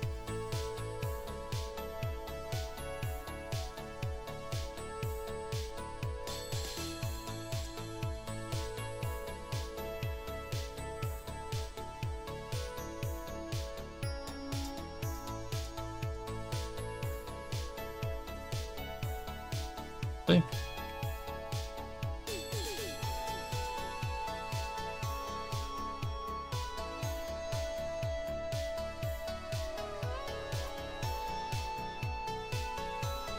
Causes it to phase through the other part. Stimulation tick,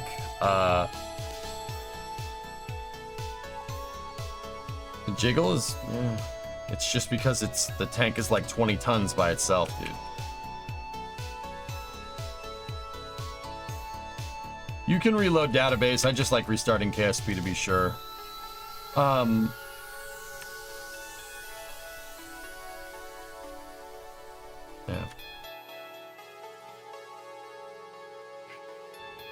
So word on the it's fizz tick. So when you time warp, when you dock two vessels together, quick saving, quick loading, it shuts physics off for a second and then turns it back on. If you have a part that's being stretched because it's under load and then you time warp, you're stopping physics for a second and then you're reloading it. It'll load the position of that thing when it was under load and then put it under load again because it's shut physics off and turned it back on. That's what hinge drift is. That's what it does. You're compounding the load over time. Because if you warp when you're in the stretched position, it'll revert it right back to that position, right? And then you put it under more load and it'll stretch even more. That's hinge, that's drift. That's how it works. It's just how the phys-x joints are coded. This gets around that. This thing won't drift. Sure, it might pop out of socket, just unload it, toggle vessel interaction, and then you're good to go. Oh, there was no grandparent part there. That's why it didn't work. Now make a coaxial turbine shaft for hybrid tech helicopters. Oh, brother. Yeah, anyway, that's my hinge test stand. We also tested the thing to, what was it?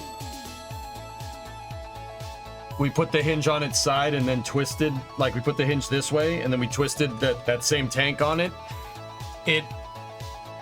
The hinge popped out after, what was it, like 6 million foot-pounds of torque? Or no, it was 6.6 million Newton meters. Rocket Guy and Alex did the calculations yesterday. Pretty cool.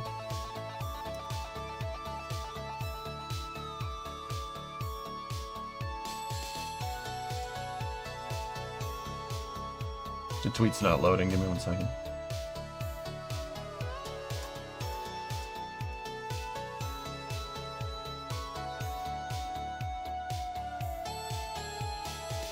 Dude. Oh, sick. That's cool, man.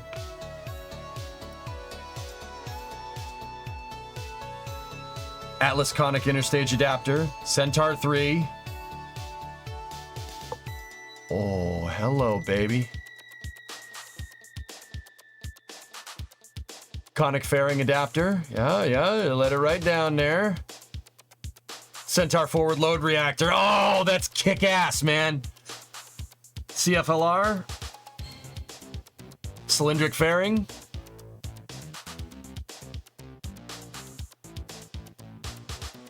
And then the payload fairing goes on top of that. Oh, that's so cool.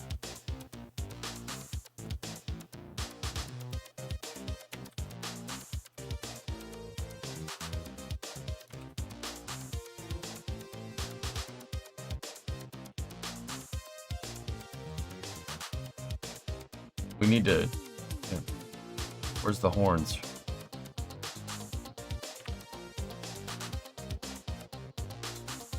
Gotta put 3 of them. You know, 'cause it's like... There we go. That's super cool. I'm sharing that one for Space News. See how they stack? Just whoop, whoop. Just like how we do it. Just like how we did it in mission mode with the Freedom rockets. In fact, I kind of copied ULA's integration method because it's what works. And all that goes into the ocean. Not for much longer. Well, soon, Louisa, only part of it will go into the ocean.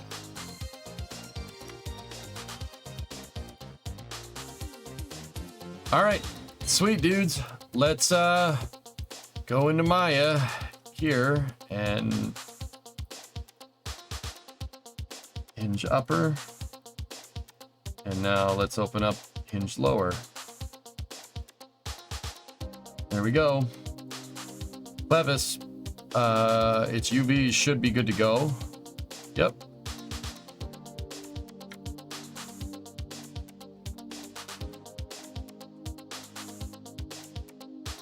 Good.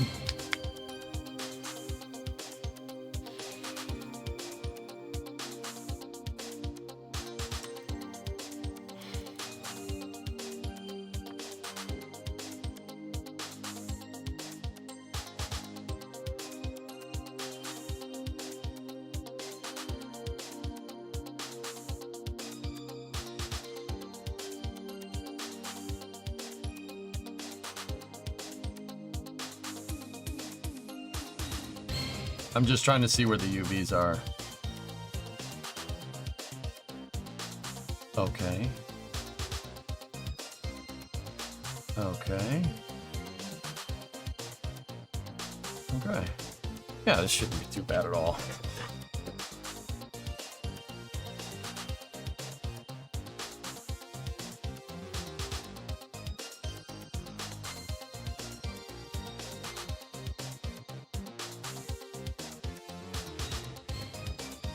Yeah, we'll just model it 800 by 800. Why not?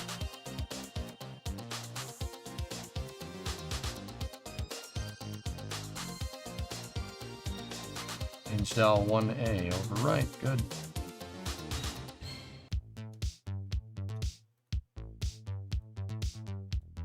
Okay, cool. All right, so close out Maya.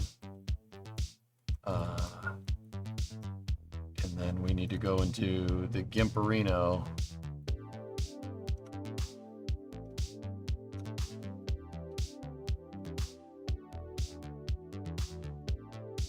I'm thinking. Shut up. Shh.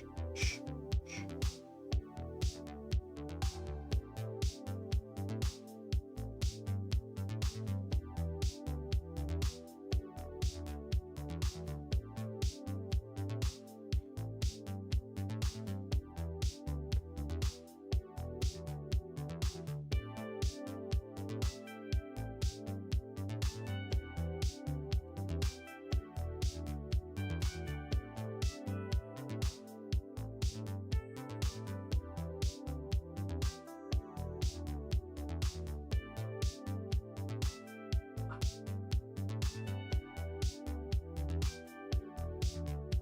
Yeah, okay. X out of this, discard the changes, and then go into this wonky group right here.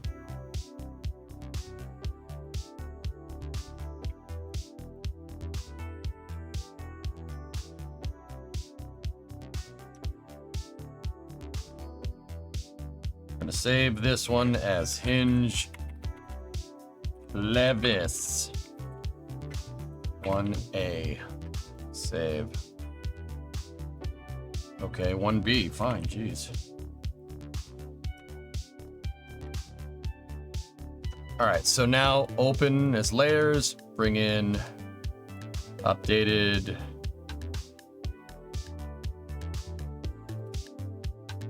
God, my naming convention is atrocious. All right, so let's get rid of delete the minus copy. Get the back color.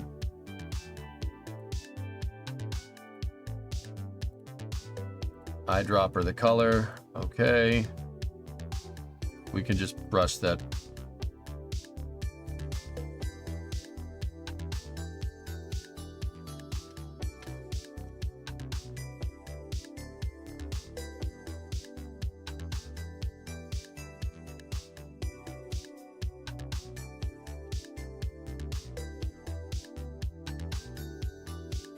All right, cool. Now we have our old texture patterns, right? But it's the same pieces, right? We can use the same pieces in the same spots. So what we're gonna do is get rid of the bearing end. We're gonna take the bearing group, right? And we're gonna move that right there.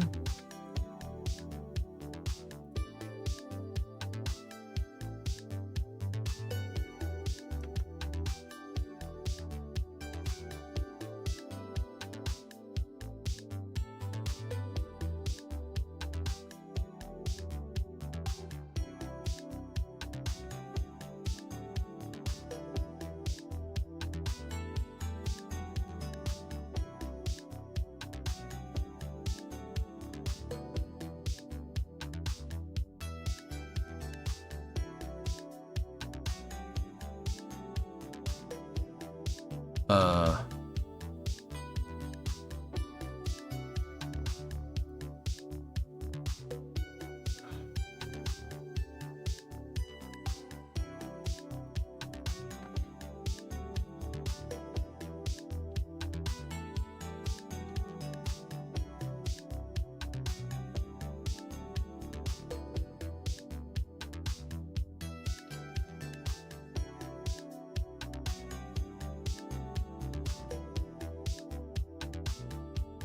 paragraphs.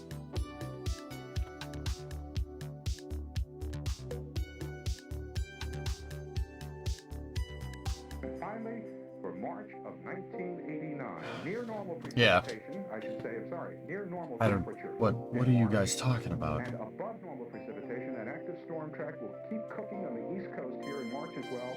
And the storm dates, the 5th and 6th, 10th through the 12th, the 16th through the 18th, 22nd through the 24th, and the 29th and the 30th of the month. That is our long-range winter forecast. If you missed any of that, we're going to do it again tonight on our 10:30 broadcast. Be with us.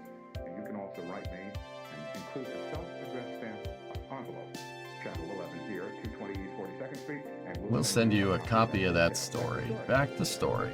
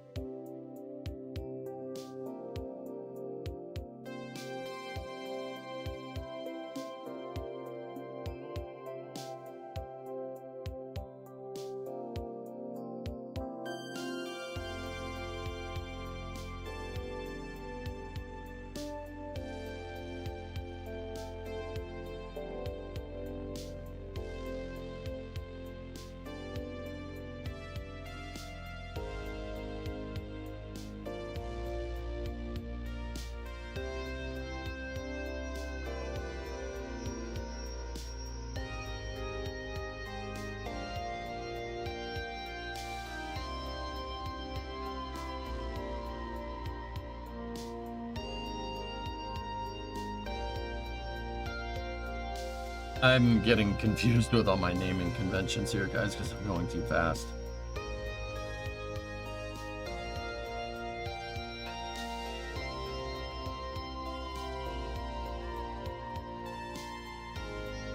All right, so that's one thing down. See, we didn't even need to texture it. Get rid of that. Delete. Rover Dude's textures are still there in case I need them. Mostly for color swatches.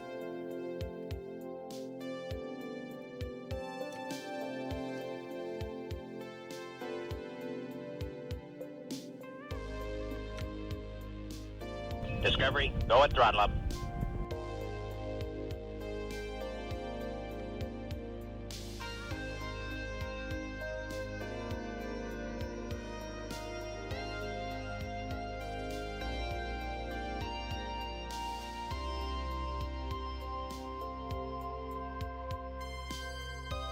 Cool. Just prepaying for the custom parts pack, Maslam, at 108. Updated Final V3 is inevitable when it comes to naming. You're not wrong, dude. You're not wrong.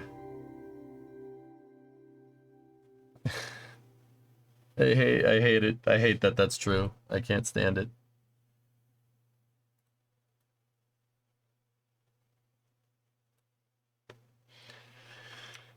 So Rover Dude has like a stripe going over his right there with a couple of different colors. We can handle that. So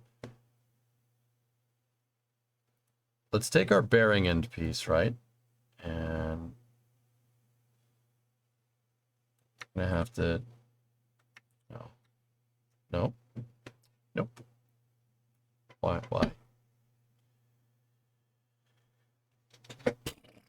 All right, just get rid of it. Screw it. I'll make it myself.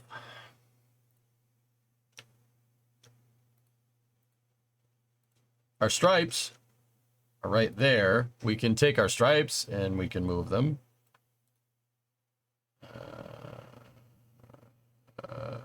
Image transform.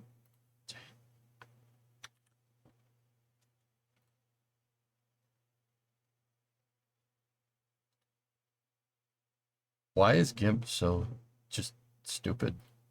What? How do you figure? How do you figure? Where are you getting that one from? I'm so ridiculously confused by this sometimes. I don't understand.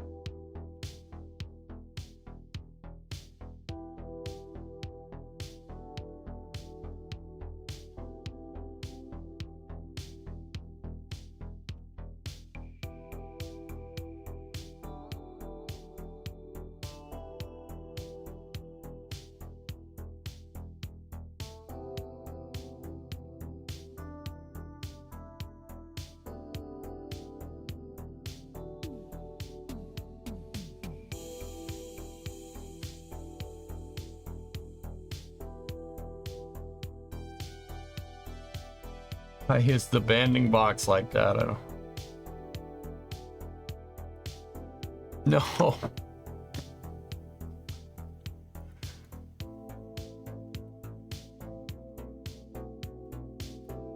Oh my God. Okay.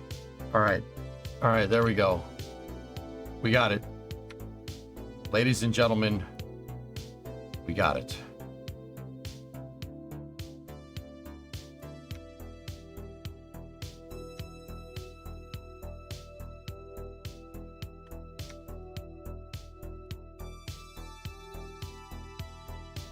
No. What? This thing sucks so bad, dude. Unbelievable. I can't believe that this is the most counterintuitive piece of trash I've ever used. Like, I don't know what to tell you. It's just awful. Like, you know what? Just get rid of the stripe script. Just get rid of it. It's not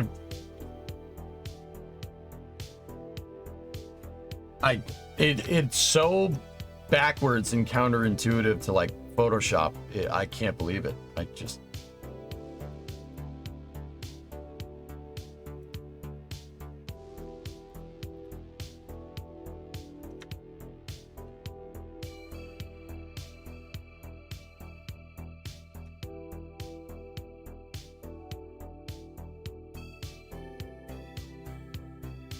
do not have Photoshop.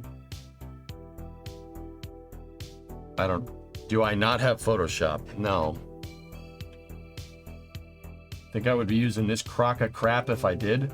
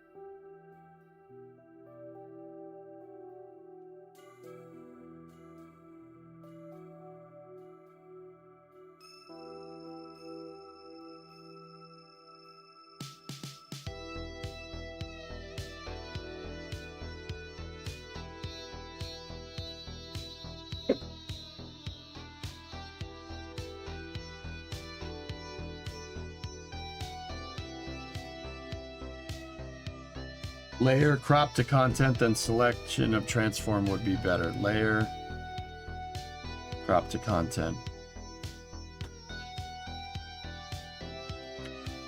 Oh, thank God. Thanks, guys. Dude, I couldn't do it.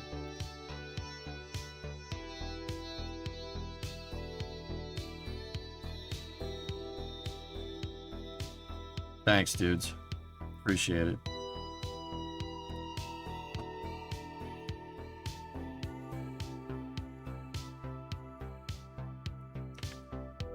Why? Oh, select. Maybe tell it to do selection.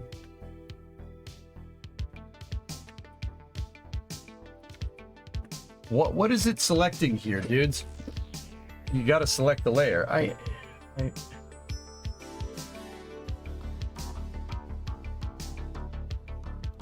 Okay.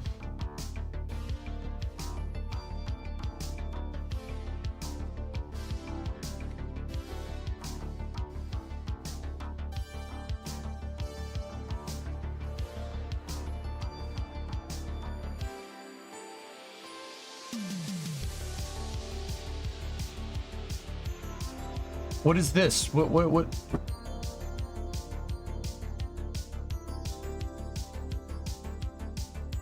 I hate texturing so much.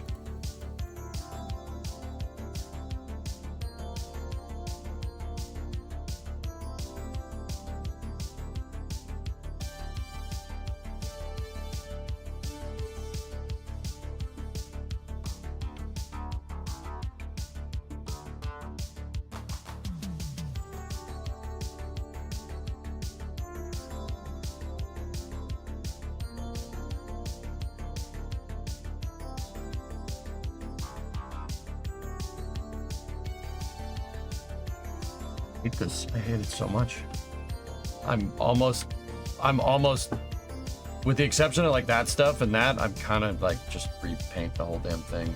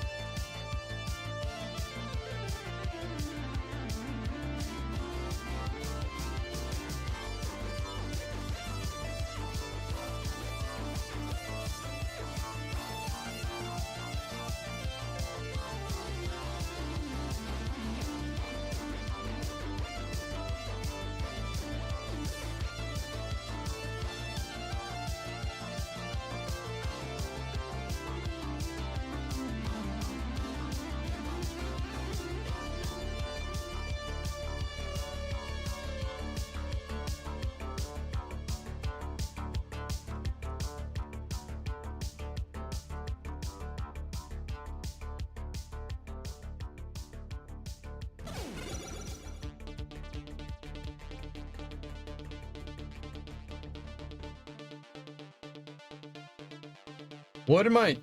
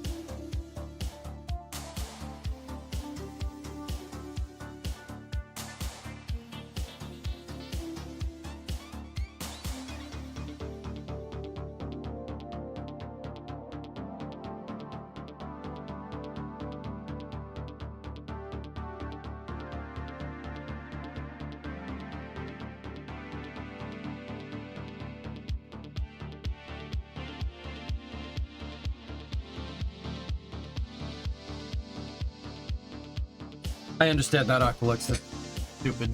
I hate it. It's so counterintuitive.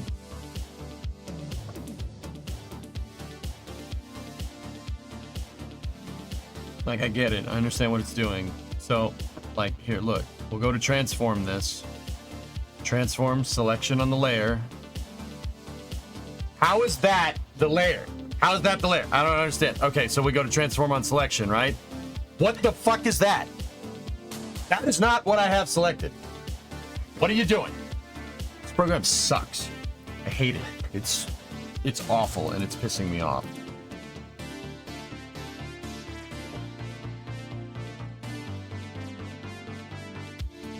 These textures would have been finished by now if this was Photoshop. These textures would have been done. They would have been done already. Any layers linked to it? I don't think so. Linked to it? What the hell is linking to it? I mean, that had that on that. I don't know what that means.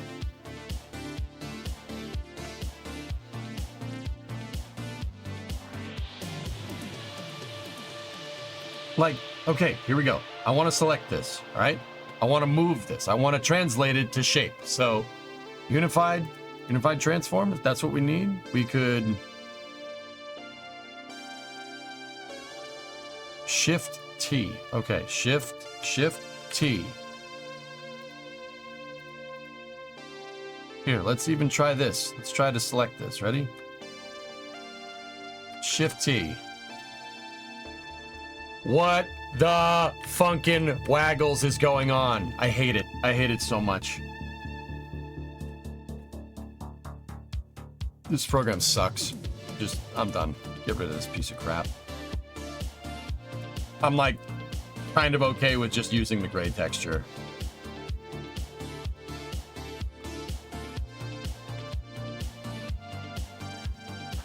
Paint is more freaking intuitive than that damn thing.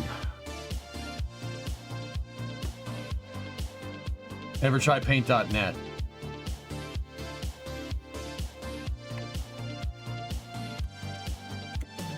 Yes.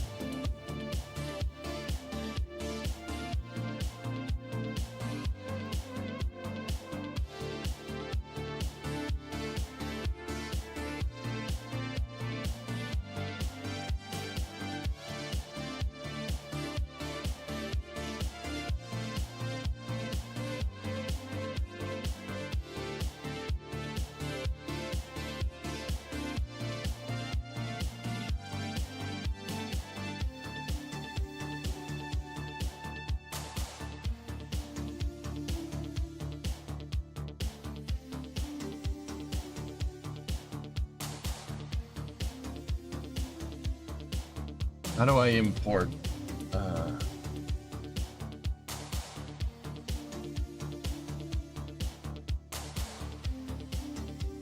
Yeah. Photopia.com.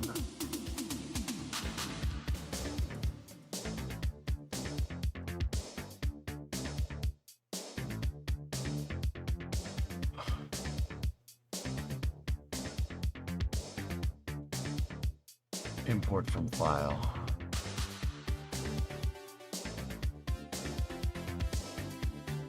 That'll work just fine.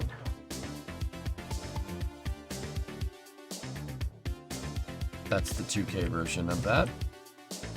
And we outputted.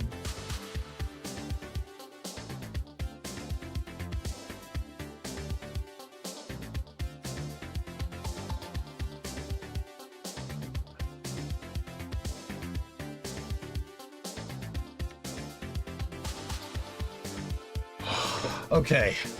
All right. I think I can make some progress with this. Let's go. So select.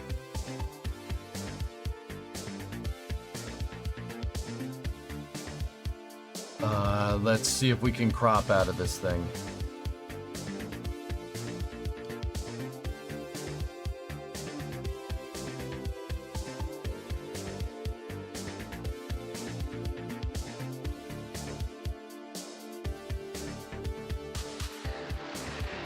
And good evening to all of you folks back home. Isn't this exciting? We're being seen all over the world. Oh, yes, I know. 700 million people approximately joining us tonight. Some in summer, some in winter.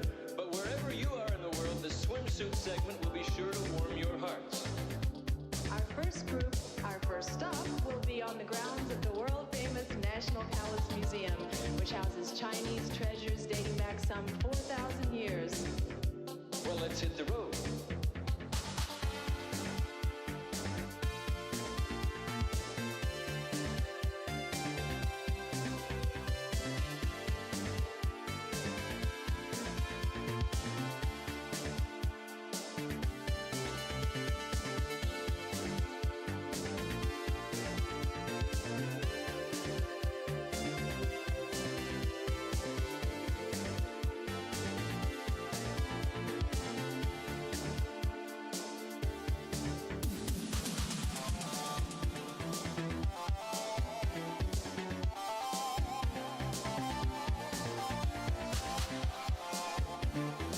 Whoa. It did what I wanted. Wow.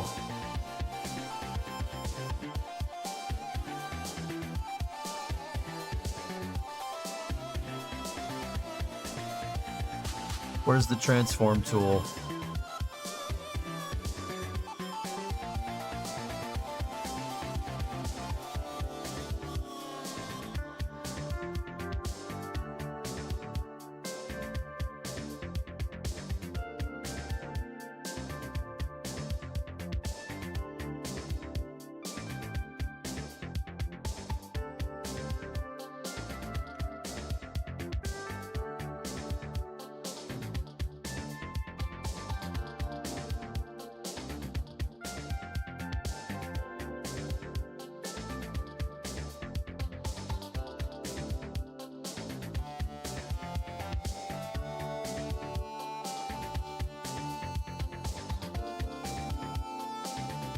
Is that so hard?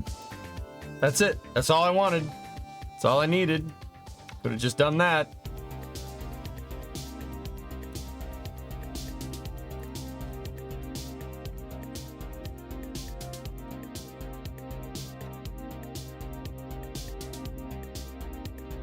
I went back and checked. You should have a licensed copy of Photoshop now.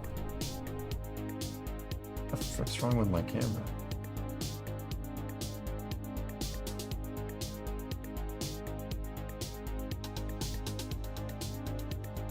That's paint.net, dude.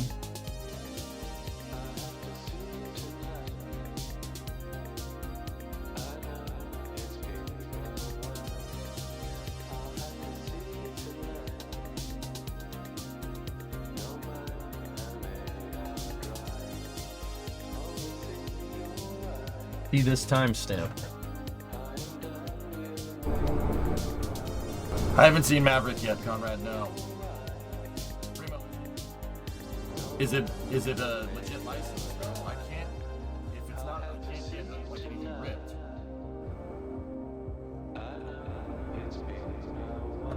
I can't make money. All of my money.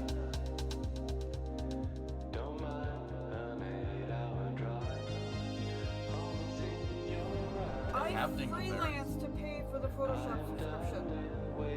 All right, put it on the computer then. I've got it. You're on camera, by the way. I know. I wish I wasn't, but... Here. Look, Adobe Creative Cloud. You have Creative Cloud? I do.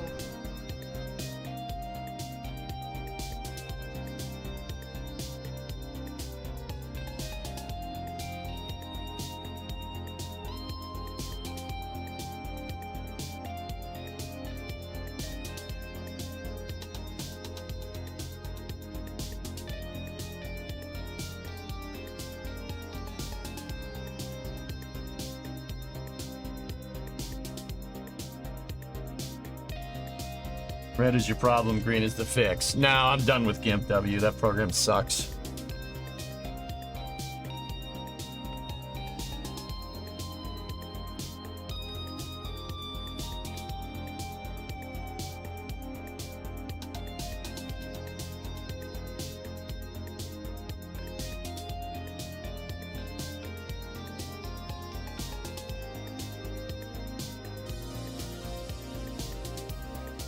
I don't know the password. Whatever. I'm fine with paint.net for now.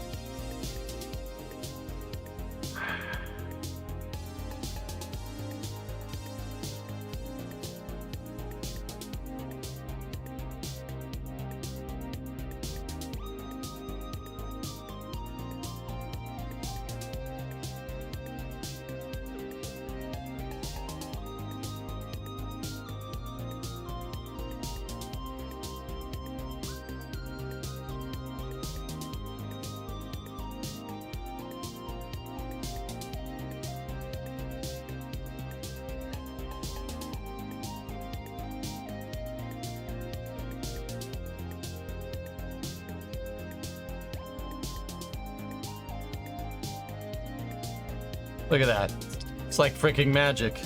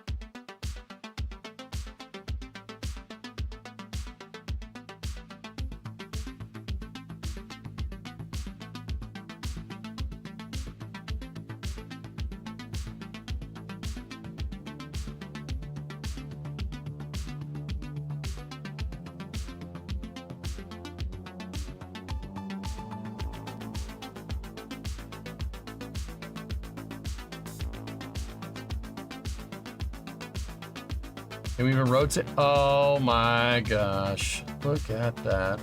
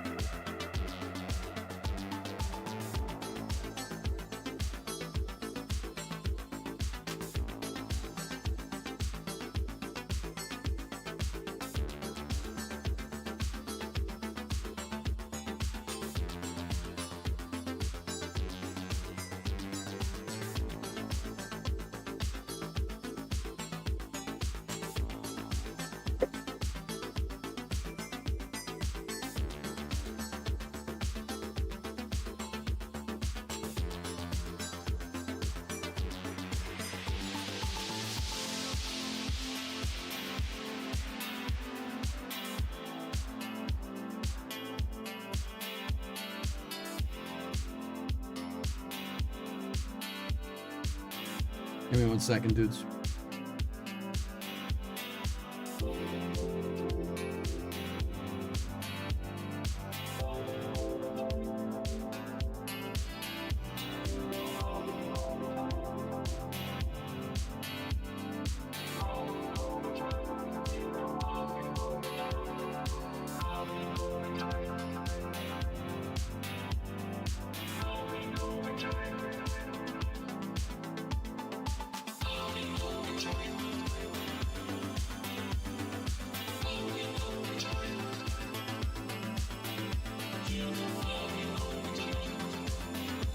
I'm asking Brimo what the password is to Photoshop.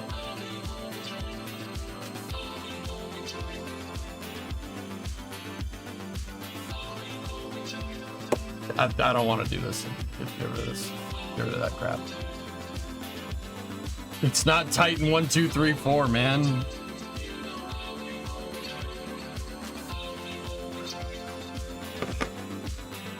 I can't do it. I can't, dude. That GIMP just pissed me off so much. I hate it.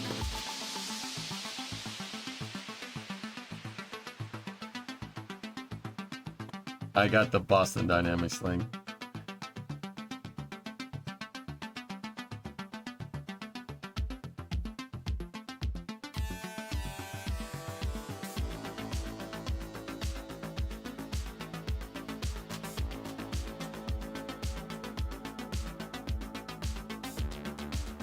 No, Cheech, don't worry about it.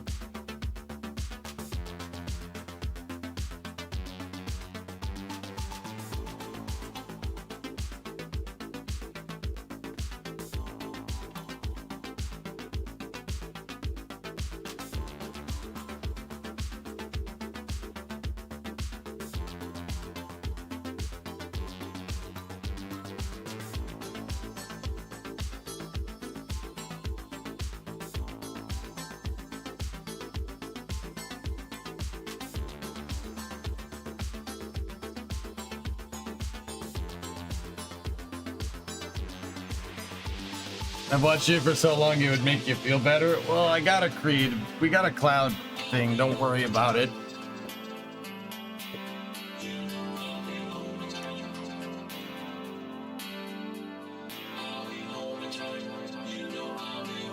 It's freaking frustrating, dude.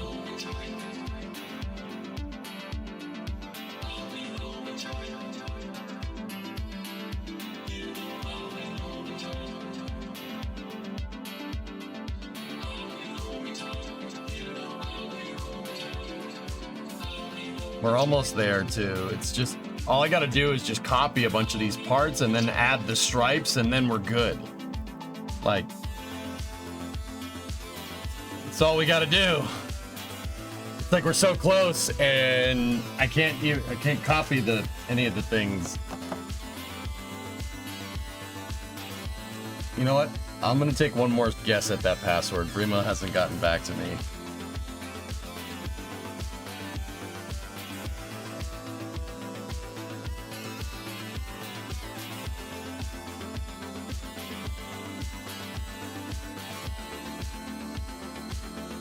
Yeah, don't hit the lockout limit, I know.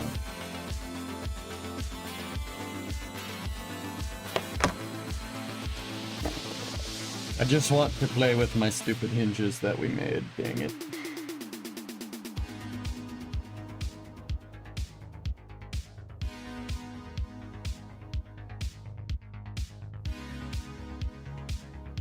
You need to light up the Brimo signal in the yard.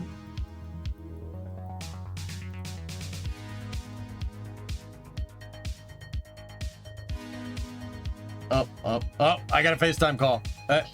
Hello? Anymore. You canceled it? Remember them telling us that they weren't going to charge me to cancel it. What I do have is Affinity Designer, which is like Photoshop. Let me see if I can find that.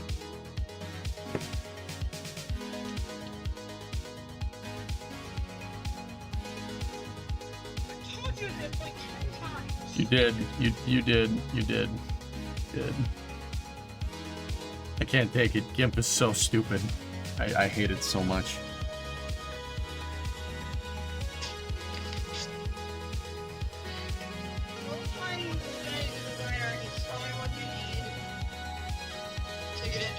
Affinity Designer? Yeah. What is that? It's Photoshop, but not description based.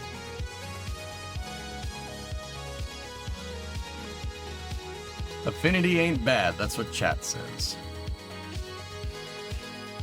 Is this what you have an account with?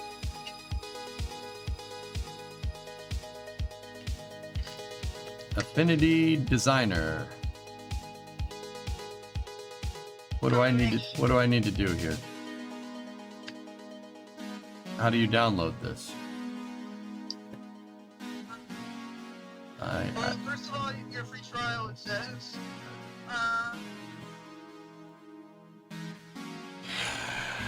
So maybe do that. I don't know if you want designer or photo. Probably photo, because you're not doing vector graphics, right? I don't think so.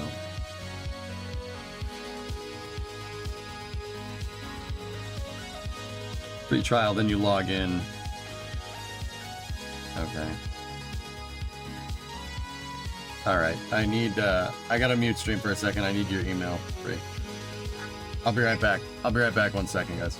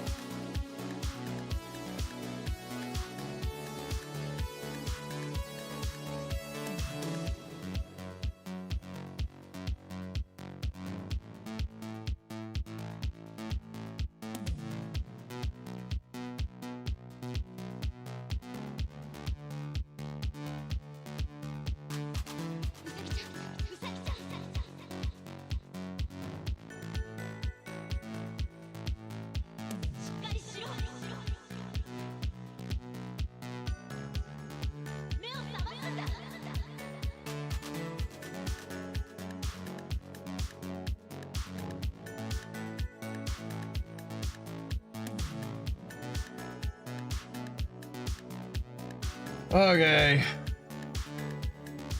I don't want to use Bree's account because it has her name on it.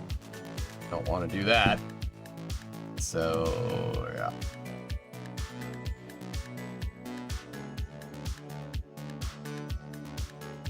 Try Photopea. All right. We'll try that one.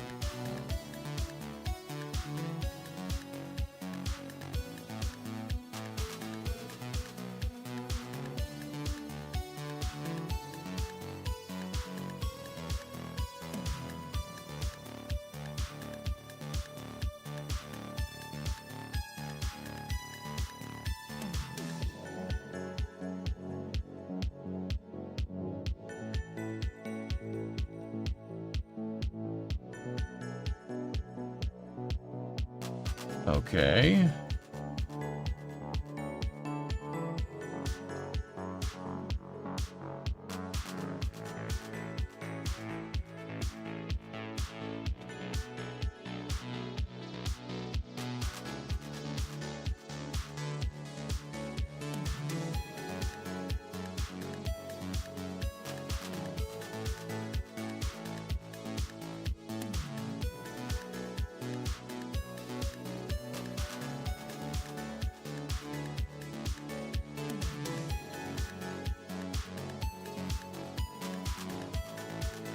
All right, let's try this, but with tiny monsters.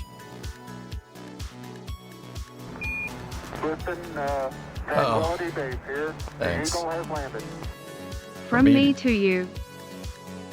Thanks, dude. I'll take care of it.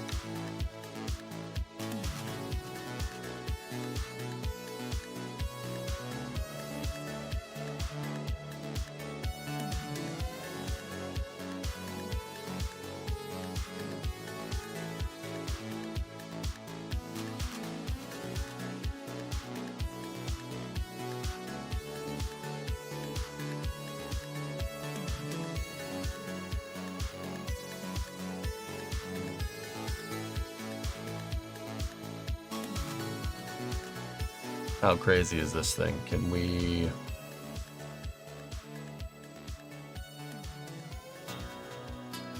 Can we do a little bit of this? Oh!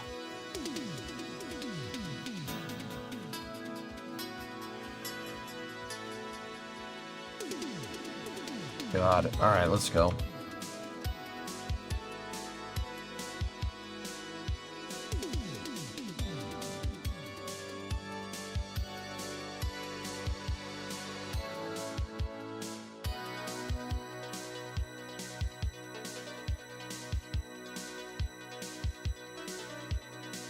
Oh, ho, ho, ho, ho. Thank you. It's even saving in PSDs? Whatever.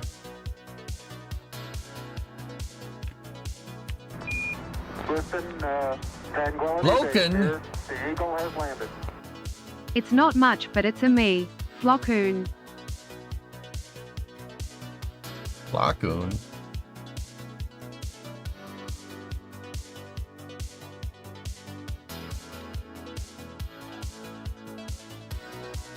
Okay. Let's roll. So what I want to do with this... Listen, Tranquility Base here. The Eagle has landed. Why are you doing that? Don't do that. Don't do that. Don't do that. Stop it. I got this. This is fine. This is good enough. I can make this work.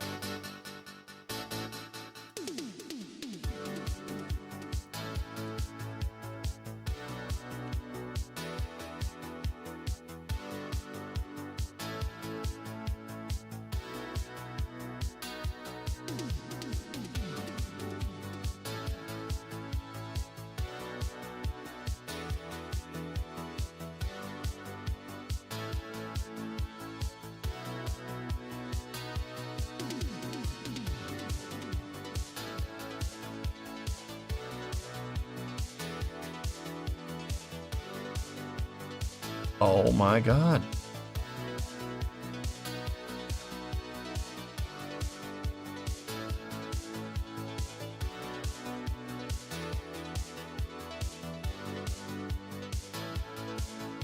What the hell?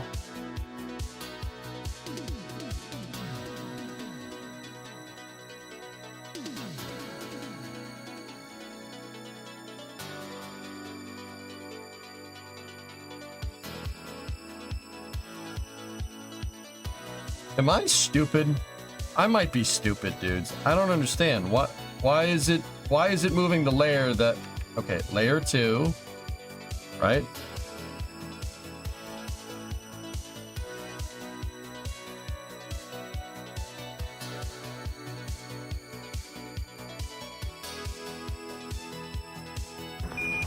Listen, Tranquility Base here. The Eagle has landed. Holla holla get dollar. Discovery, go at throttle up.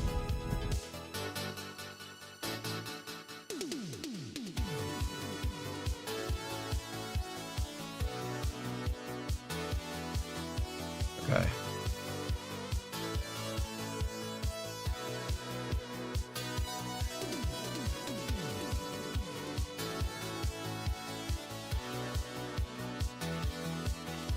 Get a license.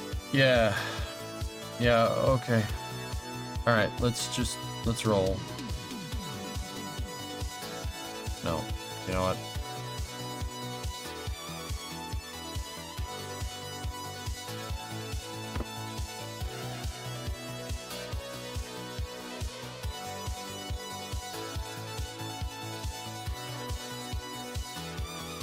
Go say thank you. Who the hell was that?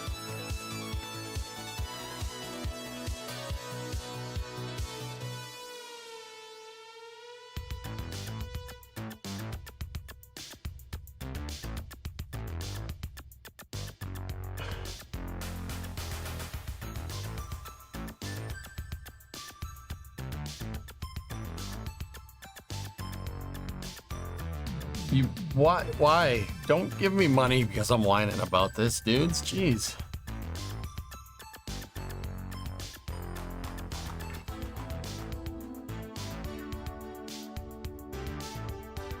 Adobe's all subscription based, dude.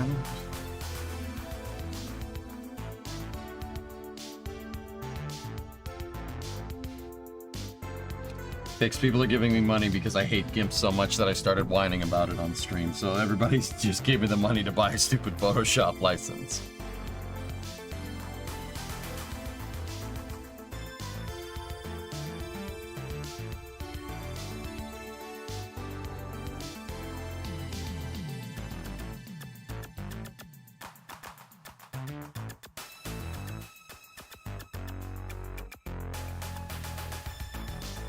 It's $120 a year.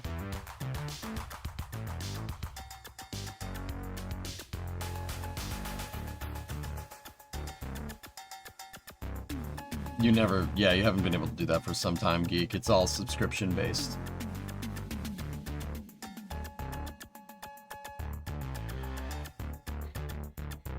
Try GIMP, but look at the fix that I've sent you earlier.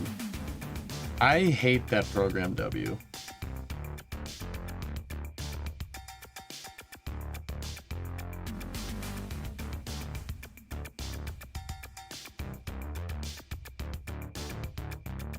Nah, I'll keep it. I'll keep it all together. I'm not doing it. I think I want to keep Photopea, guys. But if it gets bad, then we will. Okay, we'll jump to it. All right. I'll give this a shot. This seems promising. Okay.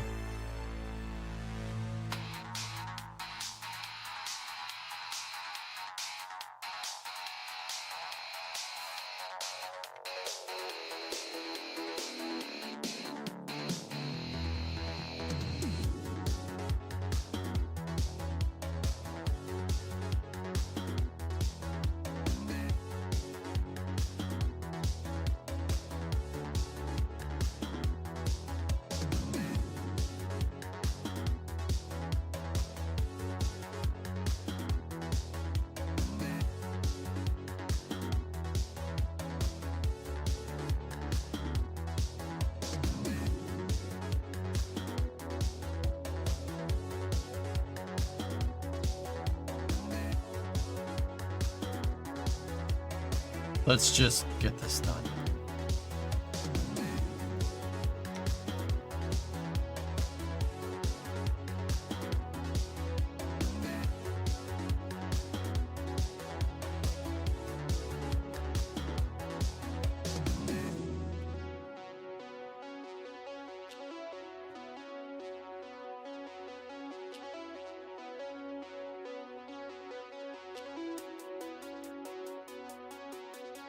You want it?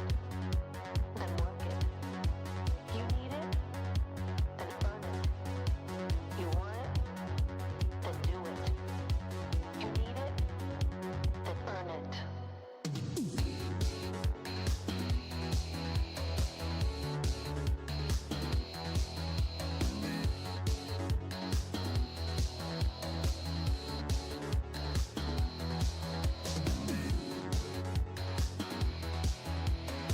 Maybe I've just forgotten how to do this, guys. I'm starting to think that I'm just an idiot. Like,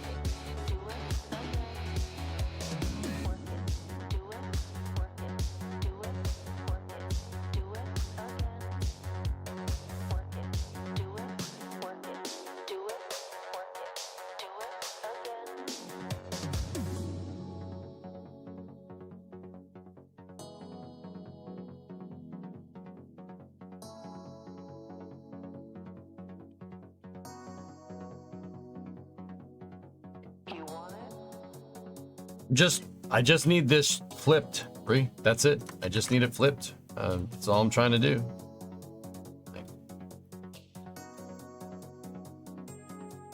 It's possible that I've just forgotten how to do it. I need to flip it horizontally. So if we go to transform, flip horizontally, You want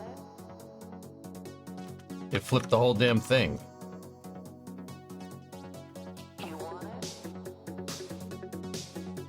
You want it? You want it? You want it? Try right clicking on the item. You want it? You want it? You want it? You want it? Then do it.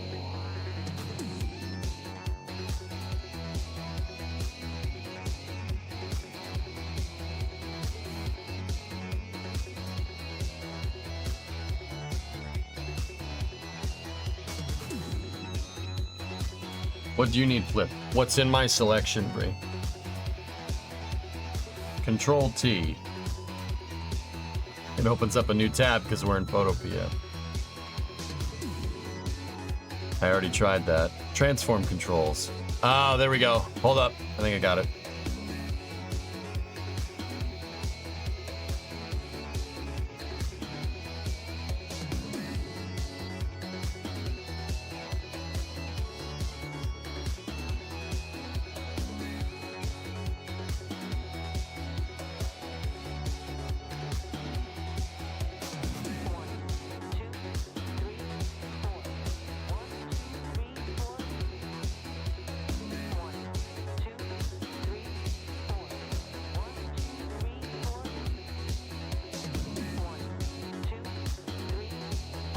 No, no, no.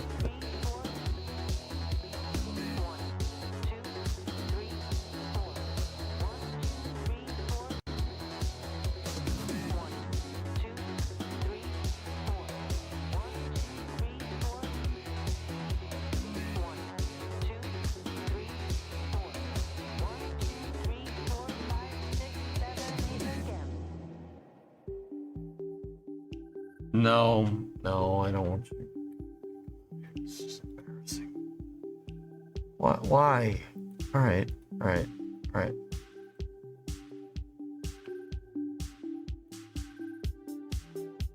That's not a free transform. Because it's... Guys, I'm not gonna lie to you. I'm not feeling this today.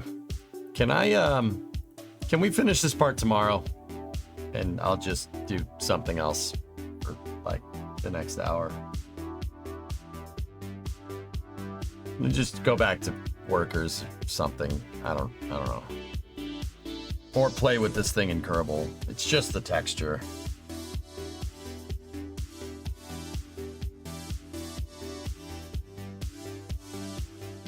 And no, I'm not, I don't know. I don't think, you know, like, now that I'm sitting here thinking about it, I don't think GIMP is as bad as, like, at first I was like, yeah, GIMP sucks, this is terrible. And then I went and used the other ones, and I was making the same mistake. So guess what? If you use 3 different programs, you use Paint.net, you use Photopea, you use GIMP, and you know, you have problems with all 3 of them. Guess what the problem is? I don't think it's the program.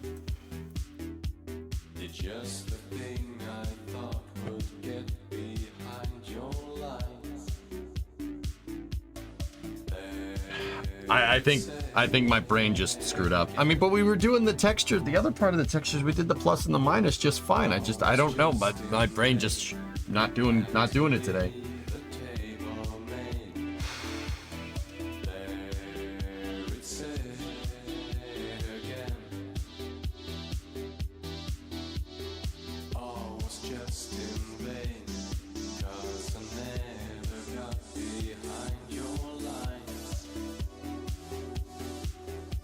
What happened about starting a new mission mode saved this week, by the way?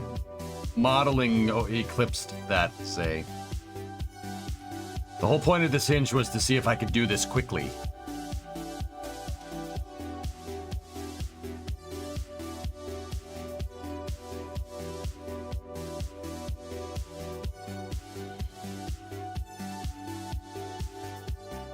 I wanted to see, because I want to start a new mission mode, but I want to be able to make parts like this when I need them. You know, that was the whole idea. Just make these parts when you need them. And yeah, it's not really... guys, I'm gonna chalk this one up to PepCac, to be honest. I'm not doing it right. I think this is me. I'll give it another stab in GIMP tomorrow and we'll try to fix it. I'm just, yeah, I don't know.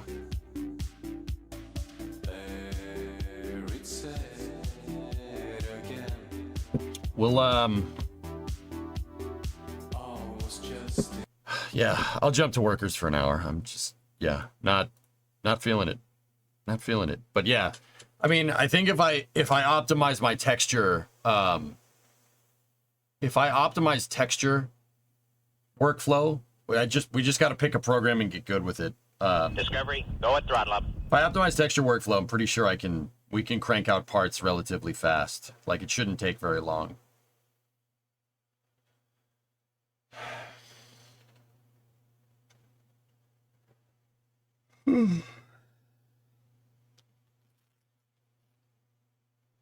Just leave them in simple gray and ship them off to Bree for texturing. No. Just curious, have you ever played or been interested in modded Minecraft? I've played modded Minecraft before. I played Feed the Beast over a decade ago at this point.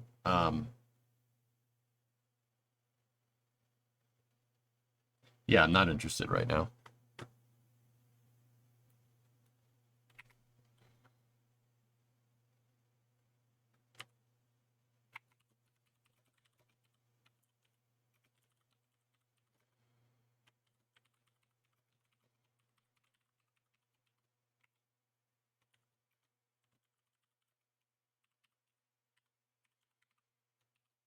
Man, that thing, dude, rattled. I'm pissed that it rattled my cage. That's not cool.